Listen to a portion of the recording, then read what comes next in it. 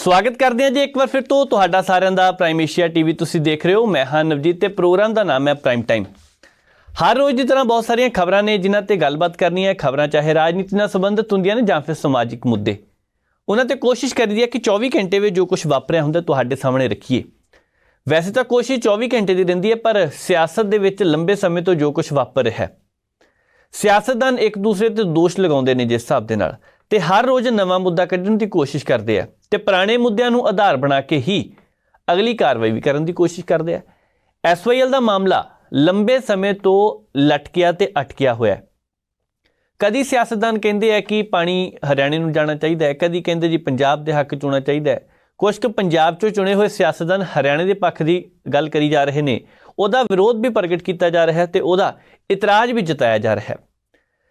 SYL की गल भी करांगे, नाल दी नाल राहुल गांधी होरां की गल भी करनी है, क्योंकि गौतम अडानी होरां नूं लैके जो सवाल खड़े किए कहते सरकार आ लंदो एक बारी साडी एक एक गल दा एक एक घपले का हिसाब लवांगे। हालांकि घपले किन्ने होए किन्ने नहीं, ये काम तक कानून का जांच एजेंसियां का जांच चलती भी पई है, पर अजे कई पासे जांच अधूरी है।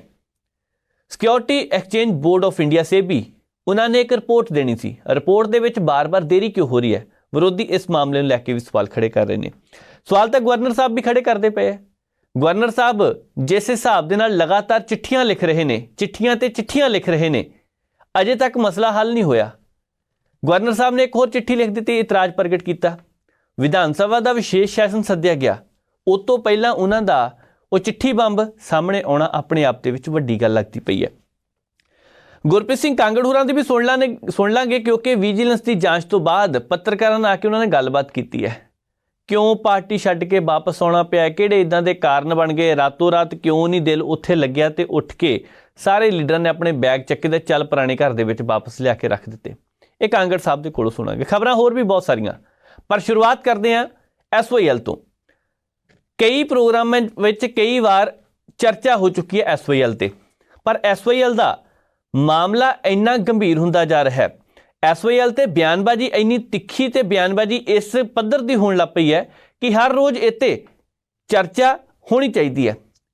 दरअसल पंजाब के पानियां का मुद्दा, पंजाब दे कोल तां पहले कुछ है नहीं दूजे सूबे नूं देण लई, ते दूजे सूबे नूं पानी अजे तक जा भी रहा है, उहदे बारे तो कोई गल करदा नहीं पिया।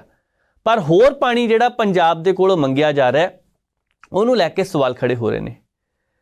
गुआढ़ी सूबे तो मुख्यमंत्री मनोहर लाल खट्टर चिट्ठी लिख के भगवंत मान साहब नूं भी भेज दे एक, फिर नाले अनिल विज वो कहते सवाल ही नहीं पैदा होंदा पानियां दा, उत्थे पानी का हक सिर्फ हरियाणे का।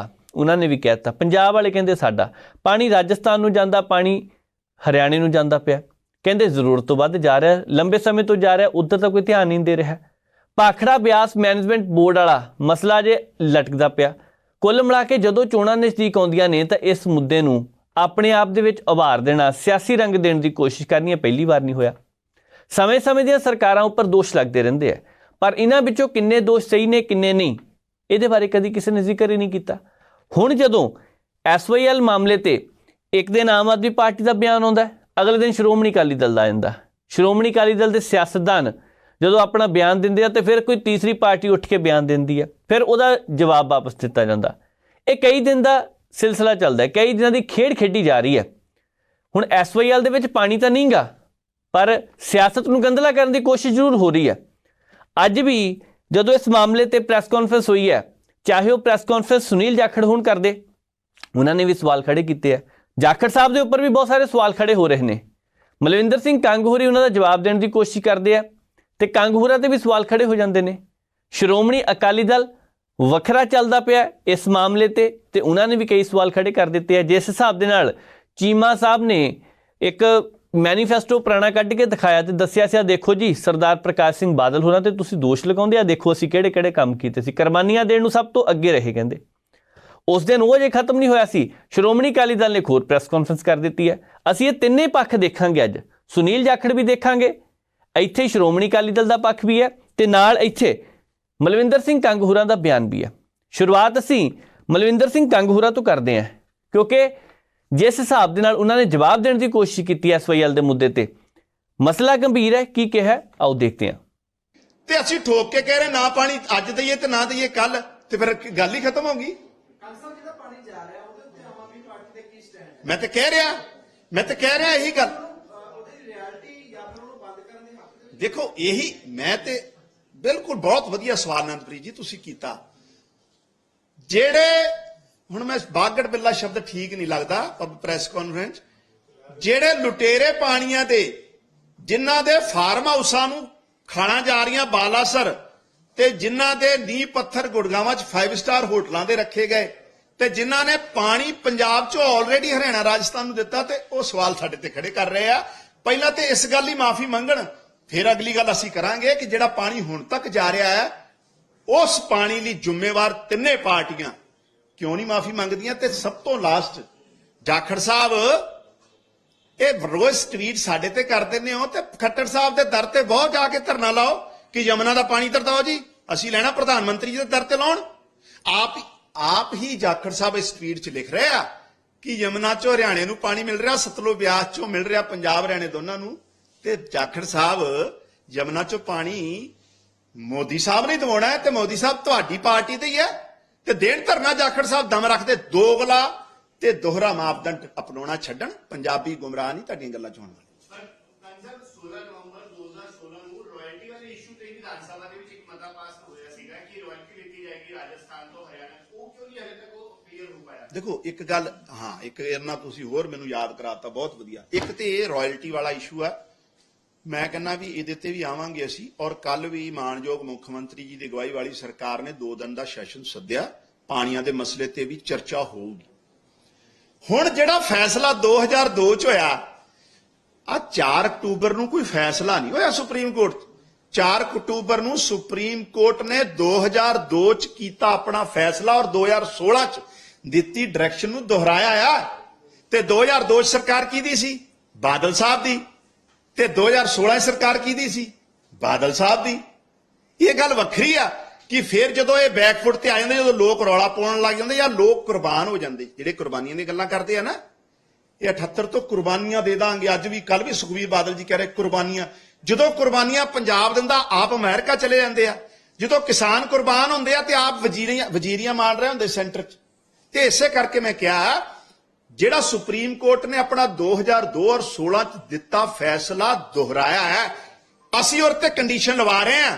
ਸਾਡਾ ਸਟੈਂਡ ਇਹ ਆ ਕਿ ਪਹਿਲਾਂ ਪੂਰਾ ਪੈਮਾਇਸ਼ ਹੋਵੇ, ਸਰਵੇ ਹੋਵੇ ਵੀ ਅੱਜ ਪਾਣੀ ਦੀ ਸਥਿਤੀ ਕੀ ਆ, 50 ਸਾਲ ਪਹਿਲਾਂ ਕੀ ਸੀ, ਹਰਿਆਣੇ ਨੂੰ ਪਾਣੀ ਕਿੰਨਾ ਮਿਲ ਰਿਹਾ, ਪੰਜਾਬ ਨੂੰ ਕਿੰਨਾ ਮਿਲ ਰਿਹਾ, ਇਰੀਗੇਟਡ ਏਰੀਆ ਸਾਡਾ ਕਿੰਨਾ, ਹਰਿਆਣੇ ਦਾ ਕਿੰਨਾ, ਤੇ ਰਾਈਪੇਰੀਅਨ ਪ੍ਰਿੰਸੀਪਲ ਕੀ ਆ। ਇਹ ਸਾਰੀ ਚੀਜ਼ ਦੀ ਸੈਂਟਰ ਸਟੱਡੀ ਕਰਾਵੇ, ਫਿਰ ਕੋਈ ਗੱਲ ਹੋਊਗੀ। ਪਾਣੀ ਨਹੀਂ ਅਸੀਂ ਦੇਣਾ। ਅਕਾਲੀ ਦਲ ਕਿਉਂਕਿ ਇੱਕੋ ਗੱਲ ਕਹਿ ਰਿਹਾ ਹੈ, ਸਰਕਾਰ ਬਣਾਉਣੀ ਸੀ ਤਾਂ ਕਹਿੰਦੇ ਵਿਸ਼ਵਾਸ ਕਰੋ, ਹੁਣ ਹੱਥ ਖੜੇ ਕਰਕੇ ਕਹਿੰਦੇ ਅਰਦਾਸ ਕਰੋ। ਮੈਨੂੰ ਮਤਲਬ ਹੱਦ ਇਸ ਤੋਂ ਘਟੀਆ ਬਿਆਨਬਾਜ਼ੀ ਕੀ ਹੋ ਸਕਦੀ ਆ ਕਿ ਗੁਰੂ ਸਾਹਿਬ ਦਾ ਓਟ ਆਸਰਾ ਲੈ ਕੇ ਦੁਨੀਆ ਜਾਂਦੀ ਜਿੱਥੇ, ਤੇ ਜੇ ਪੰਜਾਬ ਸਰਕਾਰ ਦੇ ਮੁੱਖ ਮੰਤਰੀ ਚਲੇ ਗਏ ਤੇ ਅਕਾਲੀਆਂ ਨੂੰ ਇਹ ਤੇ ਵੀ ਇਤਰਾਜ਼ ਹੈ। ਗੁਰੂ ਸਾਹਿਬ ਦੀ ਅਰਦਾਸ ਤੇ ਸਵਾਲ ਖੜੇ ਕਰ ਰਹੇ ਕਿਉਂ? ਇਹ ਪਤਾ ਕਿਉਂ ਕਰ ਰਿਹਾ? ਅਸਲ 'ਚ ਇਹ ਲੋਕ ਪੰਥ ਨੂੰ ਸਿਰਫ ਵਰਤਦੇ ਆ ਰਾਜਨੀਤੀ 'ਚ, ਲੇਕਿਨ ਹਮੇਸ਼ਾ ਐਂਟੀ ਪੰਥਕ ਫੈਸਲੇ ਇਹਨਾਂ ਨੇ ਲਏ ਆ। ਮੈਂ ਤੁਹਾਨੂੰ ਪੂਰੀ ਕੜੀ ਦੱਸ ਦਿੰਦਾ, ਜੇ ਬਿਫੋਰ ਪਾਰਟੀਸ਼ਨ ਤੋਂ ਵੀ ਸੁਣ ਲੈਣ ਮਜੀਠੀਆ ਪਰਿਵਾਰ ਦਾ ਰੋਲ ਤੇ ਬਾਦਲ ਪਰਿਵਾਰ ਦਾ, ਤੇ ਹੁਣ ਵੀ ਦੱਸ ਸਕਦਾ। ਜਦੋਂ ਡੇਰੇ ਦੀਆਂ ਫਿਲਮਾਂ ਚਲਾਉਣੀਆਂ ਹੋਣ ਉਦੋਂ ਇਹ ਪੰਥ ਨੂੰ ਵਰਤਦੇ ਆ, ਜਥੇਦਾਰਾਂ ਨੂੰ ਤਲਬ ਕਰਦੇ ਆ, ਤੇ ਜਦੋਂ ਸਰਕਾਰਾਂ ਬਣਾਉਣੀਆਂ ਹੋਣ ਤੇ ਐਸਜੀਪੀਸੀ ਦੇ ਪੈਸੇ ਚੋਂ ਇਸ਼ਤਿਹਾਰ ਦੇਣ ਵਾਲੇ ਅੱਜ ਮੁੱਖ ਮੰਤਰੀ ਜੀ ਦੀ ਅਰਦਾਸ ਤੇ ਸਵਾਲ ਖੜੇ ਕਰ ਰਹੇ ਆ। ਇਹਦਾ ਮਤਲਬ ਅਸੀਂ ਤੇ ਹਮੇਸ਼ਾ ਨਿਮਾਣੇ ਆ, ਅਸੀਂ ਤੇ 100 ਵਾਰ ਨਹੀਂ 1000 ਵਾਰ ਗੁਰੂ ਸਾਹਿਬ ਅੱਗੇ ਅਰਦਾਸ ਕਰਨ ਜਾਵਾਂਗੇ, ਦਰਬਾਰ ਸਾਹਿਬ ਵੀ ਜਾਵਾਂਗੇ। ਇਹ ਸਾਡੇ, ਲੇਕਿਨ ਇਹਨਾਂ ਦੇ ਅਖੌਤੀ ਤੇ ਜਿਹੜੇ ਅਖੌਤੀ ਪੰਥਕ ਹੋਣ ਵਾਲੇ ਬਾਦਲ ਟੱਬਰ ਦਾ ਇਹ ਅਸਲੀ ਚਿਹਰਾ ਬਾਹਰ ਆਇਆ, ਜਿਹੜਾ ਉਹਨਾਂ ਨੇ ਟਵੀਟ ਕੀਤਾ, ਜਿਹੜਾ ਅਰਦਾਸ ਤੇ ਸਵਾਲ ਖੜੇ ਕਰ ਰਿਹਾ। ਇੱਥੋਂ ਪਤਾ ਲੱਗਦਾ ਕਿ ਇਹ ਕਿਸ ਹੱਦ ਤੱਕ ਗੁਰੂ ਸਾਹਿਬ ਪੰਥ ਤੇ ਵੀ ਸਵਾਲ ਖੜਾ ਕਰਨ ਲੱਗੇ, ਧਰਮ ਤੇ ਵੀ ਸਵਾਲ ਖੜਾ ਕਰਨ ਲੱਗੇ, ਆਪਣੇ ਆਪ ਨੂੰ ਪੰਥ ਦਰਦੀ ਕਹਿਣ ਵਾਲੇ ਅਖੌਤੀ ਲੋਕ। ਇਹ ਇਹਨਾਂ ਦੀ ਅਸਲੀਅਤ ਹੈ। ਜਦੋਂ ਮਲਵਿੰਦਰ ਸਿੰਘ ਕੰਗ ਹੋਰਾਂ ਨੇ ਆਪਣਾ ਪੱਖ ਰੱਖ ਦਿੱਤਾ ਤੇ ਇਸ ਤੋਂ ਬਾਅਦ ਅੱਜ ਸਵੇਰੇ ਸੁਨੀਲ ਜਾਖੜ ਹੋਰਾਂ ਨੇ ਇੱਕ ਪ੍ਰੈਸ ਕਾਨਫਰੰਸ ਕੀਤੀ। ਜਾਖੜ ਸਾਹਿਬ ਕਹਿੰਦੇ ਪਾਣੀਆਂ ਦੇ ਮਸਲੇ ਤੇ ਕਿ ਪੰਜਾਬ ਦੇ ਨਾਲ ਤਾਂ ਪਹਿਲੇ ਹੀ ਕਾਣੀ ਵੰਡ ਹੋ ਰਹੀ ਹੈ, ਰਾਵੀ ਤੇ ਬਿਆਸ ਦੇ ਪਾਣੀ ਦਾ ਵੀ ਉਹਨਾਂ ਨੇ ਜ਼ਿਕਰ ਕੀਤਾ। ਜਮੁਨਾ ਦਾ ਵੀ ਜ਼ਿਕਰ ਕੀਤਾ, ਸਤਲੁਜ ਦਾ ਵੀ ਜ਼ਿਕਰ ਕੀਤਾ, ਤੇ ਇਹ ਜਿਹੜਾ ਮਿਲੀਅਨ ਏਕੜ ਫੀਟ ਦੇ ਹਿਸਾਬ ਨਾਲ ਪਾਣੀ ਕਹਿੰਦੇ ਜਾ ਰਿਹਾ ਹੈ, ਇਹਦੇ ਬਾਰੇ ਤਾਂ ਕੋਈ ਬੋਲਦਾ ਨਹੀਂ। ਪੰਜਾਬ ਨੂੰ 4.22 ਮਿਲੀਅਨ ਏਕੜ ਫੀਟ ਪਾਣੀ ਹੈ ਤੇ ਹਰਿਆਣੇ ਦੇ ਕੋਲ 3.5 ਮਿਲੀਅਨ ਏਕੜ ਫੀਟ ਆ। ਹੁਣ ਸਤਲੁਜ ਦਾ ਵੀ ਜ਼ਿਕਰ ਕੀਤਾ ਉਹਨਾਂ ਨੇ, ਉਹ ਕਹਿੰਦੇ ਪਾਣੀ ਤਾਂ ਪਹਿਲਾਂ ਹੀ ਜਾ ਰਿਹਾ, ਇਹਦਾ ਵਿਰੋਧ ਕਿਉਂ ਹੋ ਰਿਹਾ, ਉਹ ਦੱਸਿਆ ਜਾਵੇ। ਪੰਜਾਬ ਸਰਕਾਰ ਨੂੰ ਵੀ ਸਵਾਲ ਖੜੇ ਕੀਤੇ ਉਹਨਾਂ ਨੇ। ਦੇਖੋ, ਇਹ ਮਸਲਾ ਸੀ ਫਿਰ ਕਹਿੰਦੇ ਗੰਭੀਰ ਹੈ, ਪਰ ਅਜੇ ਤੱਕ ਕਦੋਂ ਕਿੱਥੋਂ ਕਿੱਦਾਂ ਕੀ ਸ਼ੁਰੂ ਹੋਇਆ, ਹਰ ਰੋਜ਼ ਸਿਆਸਤਦਾਨ ਵੀ ਇੱਥੇ ਸਟੱਡੀ ਕਰਕੇ ਜਿਹੜਾ ਪੱਖ ਨਵਾਂ ਲੱਗਦਾ ਉਹ ਰੱਖ ਦਿੰਦੇ ਆ ਤੇ ਫਿਰ ਜਾ ਕੇ ਅਗਲੇ ਦਿਨ ਸਵਾਲ ਖੜੇ ਹੋ ਜਾਂਦੇ ਆ ਤੇ ਅਗਲੇ ਦਿਨ ਫਿਰ ਉਹਦੇ ਜਵਾਬ ਦਿੱਤੇ ਜਾਂਦੇ ਆ। ਇੱਕੋ ਵਾਰੀ ਜੇਕਰ ਕਹੀਏ ਸਾਰੇ ਸਿਆਸਤਦਾਨਾਂ ਨੂੰ ਪਤਾ ਹੈ, ਕਹਿਣਾ ਔਖਾ, ਪਤਾ ਹੋ ਵੀ ਸਕਦਾ, ਚੰਗੀ ਗੱਲ ਹੈ, ਪਰ ਇਹਦੇ ਵਿੱਚ ਲੱਗਦਾ ਪਿਆ ਅਜੇ ਤੱਕ ਤੱਥ ਜਿਹੜੇ ਨੇ ਬਹੁਤ ਛੁਪੇ ਹੋਏ ਆ, ਲੁਕੇ ਹੋਏ ਆ, ਤੇ ਉਹ ਤੱਥ ਹੌਲੀ ਹੌਲੀ ਬਾਹਰ ਆ ਰਹੇ ਆ। ਸੁਨੀਲ ਜਾਖੜ ਹੋਰਾਂ ਨੇ ਇਸ ਮਾਮਲੇ ਤੇ ਕੀ ਕਿਹਾ, ਪ੍ਰੈਸ ਕਾਨਫਰੰਸ ਉਹਨਾਂ ਦੀ ਵੀ ਦੇਖਦੇ ਹਾਂ। ਮੇਰੇ ਕੋਲ ਤਾਂ ਤਿਆਰੀ ਹੈਗੀ, ਉਸ ਗੱਲ ਨੂੰ ਲੈ ਕੇ ਅੱਜ ਮੈਂ ਇੱਕ ਤਾਂ ਟਵੀਟ ਵੀ ਪਾਇਆ। ਉਹਦਾ ਮੇਨ ਮਕਸਦ ਟਵੀਟ ਪਾਉਣ ਦਾ ਭਗਵੰਤ ਮਾਨ ਜੀ ਦੀ ਨਿਗਾਹ 'ਚ ਲੈ ਕੇ ਆਉਣਾ ਸੀ। ਭਗਵੰਤ ਮਾਨ ਜੀ, ਜਿਹੜੀ ਗੱਲ ਦਾ ਪਤਾ ਨਾ ਹੋਵੇ ਉਹਦੇ ਤੇ ਬਿਨਾਂ ਸੋਚੇ ਸਮਝੇ ਬਿਆਨ ਦੇਣਾ ਇੱਕ ਮੁੱਖ ਮੰਤਰੀ ਦੇ ਅਹੁਦੇ ਨੂੰ ਸ਼ੋਭਾ ਨਹੀਂ ਦਿੰਦਾ। ਕਹਿੰਦਾ ਬੜੇ ਮੀਆਂ ਤੋਂ ਬੜੇ ਮੀਆਂ ਔਰ ਛੋਟੇ ਮੀਆਂ ਸੁਭਾਨ ਅੱਲਾ। ਮੁੱਖ ਮੰਤਰੀ ਸਾਹਿਬ ਤਾਂ ਮੁੱਖ ਮੰਤਰੀ ਸਾਹਿਬ, ਪਾਠਕ ਸਾਹਿਬ ਉਹਨਾਂ ਤੋਂ ਅੱਗੇ ਨਿਕਲ ਗਏ। ਪਾਠਕ ਸਾਹਿਬ ਜਾ ਕੇ ਕਹਿ ਕੇ ਆ ਰਹੇ ਵੀ ਅਸੀਂ ਪੰਜਾਬ ਦੀ ਤਾਂ ਕੋਈ ਗੱਲ ਨਹੀਂ, ਹਰਿਆਣੇ ਦਾ ਹੱਕ ਅਸੀਂ ਦਬਾ ਕੇ ਰਵਾਂਗੇ, ਹਰਿਆਣੇ 'ਚ ਜਿਹੜਾ ਹੱਕ ਬਣਦਾ ਹੈ ਉਹਨਾਂ ਨੂੰ ਦਬਾ ਕੇ ਰਵਾਂਗੇ। ਮੈਂ ਤੁਹਾਨੂੰ ਸਾਰਿਆਂ ਨੂੰ ਆ ਜਿਹੜੀ ਖੁਦ ਇਹਨਾਂ ਦੀ ਪੰਜਾਬ ਦਾ ਜਿਹੜਾ ਡਿਪਾਰਟਮੈਂਟ ਆਫ ਵਾਟਰ ਰਿਸੋਰਸਿਸ ਹੈ ਉਹਦੇ ਆંકੜੇ ਤੁਹਾਡੇ ਕੋਲ ਮੈਂ ਤੁਹਾਡੇ ਸਾਰਿਆਂ ਨਾਲ ਸ਼ੇਅਰ ਕਰੂੰਗਾ, ਜਿਸ ਕਿਸੇ ਨੇ ਅਗਰ ਟਵੀਟ ਨਹੀਂ ਦੇਖੇ ਤਾਂ। ਜੇ ਭਗਵੰਤ ਮਾਨ ਜੀ ਨੇ ਕੋਈ ਮਾੜਾ ਮੋਟਾ ਪੜ੍ਹਨ ਲਿਖਣ ਵਾਲਾ ਕੰਮ ਕੀਤਾ ਹੁੰਦਾ ਤੇ ਸਿਰਫ ਮਜ਼ਾਕ ਤੇ ਚੁਟਕਲੇ ਸੁਣਾਉਣ ਦੀ ਥਾਂ ਧਿਆਨ ਇੱਧਰਲੇ ਪਾਸੇ ਕੀਤਾ ਹੁੰਦਾ ਤੇ ਉਹਨਾਂ ਨੂੰ ਇਸ ਗੱਲ ਦਾ ਪਹਿਲਾਂ ਜਾਣਕਾਰੀ ਹੋਣੀ ਸੀ। ਇਸ ਕਰਕੇ ਮੈਂ ਬੇਨਤੀ ਕੀਤੀ ਹੈ ਉਹਨਾਂ ਨੂੰ ਵੀ ਤੁਸੀਂ ਵੀ ਮਾੜਾ ਮੋਟਾ ਪੜ੍ਹ ਲਿਆ ਕਰੋ ਤੇ MP ਸਾਹਿਬ ਨੂੰ ਪੜ੍ਹਾਇਆ ਕਰੋ। ਆ ਜਿਹੜੇ ਆંકੜੇ ਆ ਉਹਦੇ ਮੁਤਾਬਕ ਅੱਜ ਦੇ ਦਿਨ ਜਦੋਂ SYL ਹੈ ਨਹੀਂ, ਜਿਹੜਾ SYL ਦੇ ਜ਼ਰੀਏ 1.88 ਮਿਲੀਅਨ ਏਕੜ ਫੀਟ ਪਾਣੀ ਜਿਹੜਾ ਹਰਿਆਣਾ ਮੰਗ ਰਿਹਾ ਹੈ, ਉਹਦੇ ਬਿਨਾਂ ਅੱਜ ਦੇ ਦਿਨ ਹਰਿਆਣੇ ਨੂੰ ਟੋਟਲ ਪਾਣੀ ਜਿਹੜਾ ਜਾ ਰਿਹਾ ਹੈ 13.30%, 13.3% ਜਿਹੜਾ MAF ਪਾਣੀ ਹੈ ਉਹ ਜਾ ਰਿਹਾ ਹੈ ਮਿਲੀਅਨ ਏਕੜ ਫੀਟ। ਆਮ ਲੋਕਾਂ ਦੀ ਭਾਸ਼ਾ 'ਚ ਉਹਨੂੰ ਮੈਂ ਦੱਸਾਂ ਜਿਹੜੇ ਪਿੰਡ ਦੇ ਵਿੱਚ, ਕਿਉਂਕਿ ਉਹ ਨਾ ਸਮਝਣ ਵੀ ਮਿਲੀਅਨ ਏਕੜ ਫੀਟ ਕੀ ਹੈ, ਵੀ 10 ਲੱਖ ਏਕੜ ਦੇ ਅੰਦਰ 1 ਫੁੱਟ ਪਾਣੀ ਖੜਾ ਹੋ ਜੇ, ਉਹ ਹੈ ਉਹਨਾਂ ਪਾਣੀ MAF। ਹਰਿਆਣਾ ਕੋਲ ਜਾ ਰਿਹਾ 13.3, ਪੰਜਾਬ ਨੂੰ ਮਿਲ ਰਿਹਾ 12.24, 12.24। ਵੱਡਾ ਭਰਾ ਹੈ ਪੰਜਾਬ। 60% ਪਾਣੀ ਪੰਜਾਬ ਦਾ ਹੱਕ ਬਣਦਾ ਸੀਗਾ। ਇਸੇ ਬਿਨਾਂ ਦੇ ਉੱਤੇ ਹਰਿਆਣਾ ਤੇ ਪੰਜਾਬ ਦੀ ਵੰਡ ਹੋਈ ਸੀਗੀ। ਵੱਡਾ ਭਰਾ ਪੰਜਾਬ 60% ਜੋ ਪੰਜਾਬ ਦਾ ਹਿੱਸਾ ਸੀਗਾ ਉਹ ਪੰਜਾਬ ਕੋਲ ਰਿਹਾ ਤੇ ਬਾਕੀ ਜਿਹੜਾ 40% ਪੰਜਾਬ ਕੋਲ ਗਿਆ। ਉਸੇ ਰੇਸ਼ੋ ਦੇ ਅੰਦਰ, ਉਸੇ ਅਨੁਪਾਤ ਦੇ ਅੰਦਰ ਸਾਰੇ ਸਰਮਾਏ ਦੀ ਵੰਡ ਹੋਈ। ਰਿਸੋਰਸਿਸ ਜਿਹੜੇ ਸੀਗੇ, ਪਾਣੀਆਂ ਦੀ ਵੰਡ ਵੀ ਉਸੇ ਬੇਸਿਸ ਤੇ ਹੋਈ। ਪਰ ਸੱਚਾਈ ਆ ਹੈ, ਕੌੜੀ ਸੱਚਾਈ ਅੱਜ ਦੇ ਦਿਨ, ਵੀ ਹਰਿਆਣੇ ਨੂੰ ਛੋਟਾ ਭਰਾ ਹੋਣ ਦੇ ਬਾਵਜੂਦ ਬਿਨਾਂ SYL ਪੰਜਾਬ ਤੋਂ ਜ਼ਿਆਦਾ ਪਾਣੀ ਮਿਲ ਰਿਹਾ। ਤੇ ਜੇ ਪਾਠਕ ਸਾਹਿਬ, ਕੇਜਰੀਵਾਲ ਸਾਹਿਬ ਉਹਦੇ ਵਿੱਚ ਇਹਨਾਂ ਦੇ ਜਿਹੜੇ ਇੱਥੇ ਉਹਨਾਂ ਦੀ ਬੋਲੀ ਬੋਲ ਰਹੇ ਹੈ, ਸਾਡੇ ਨਾਮ ਮਾਤਰ ਜਿਹੜੇ ਚੀਫ ਮਿਨਿਸਟਰ ਹੈ ਭਗਵੰਤ ਮਾਨ ਜੀ, ਇਹਨਾਂ ਦੇ ਜੇ ਕਾਲੇ ਮਨਸੂਬੇ ਕਾਮਯਾਬ ਹੋ ਗਏ ਤਾਂ ਉਹਨਾਂ ਕੋਲ ਦੇਖ ਲਓ ਵੀ ਤੁਸੀਂ 14 MAF ਤੋਂ ਜ਼ਿਆਦਾ ਪਾਣੀ ਉਹਨਾਂ ਕੋਲ ਜਾ ਵੜਨਾ ਹੈ ਤੇ ਪੰਜਾਬ ਕੋਲ ਜਿਹੜਾ 12% 24 MAF ਪਾਣੀ ਹੈ ਉਹ ਰਹਿ ਜਾਣਾ ਹੈ। SYL ਮਾਮਲੇ ਤੇ ਤੁਸੀਂ ਸਾਰਾ ਕੁਝ ਦੇਖ ਲਿਆ ਹੈ। ਅੱਗੇ ਵਧਦੇ ਹਾਂ, ਗੱਲ ਕਰਦੇ ਹਾਂ ਰਾਹੁਲ ਗਾਂਧੀ ਹੋਰਾਂ ਦੀ। ਰਾਹੁਲ ਗਾਂਧੀ ਹੋਰੀ ਇਸ ਵੇਲੇ ਸਿਆਸਤ ਵਿੱਚ ਫਿਰ ਤੋਂ ਪੂਰੀ ਸਰਗਰਮੀ ਦਿਖਾ ਰਿਹਾ। ਕਾਂਗਰਸ ਨੂੰ ਉੱਪਰ ਚੁੱਕਣ ਦਾ ਯਤਨ ਕੀਤਾ ਜਾ ਰਿਹਾ। ਲੰਬੇ ਸਮੇਂ ਤੋਂ ਰਾਹੁਲ ਗਾਂਧੀ ਹੋਰਾਂ ਨੂੰ ਲੈ ਕੇ ਕਈ ਤਰ੍ਹਾਂ ਦੇ ਸਵਾਲ ਖੜੇ ਹੋਏ। ਉਹਨਾਂ ਦੀ ਸਿਆਸਤ ਨੂੰ ਲੈ ਕੇ ਸਵਾਲ ਖੜੇ ਹੋਏ।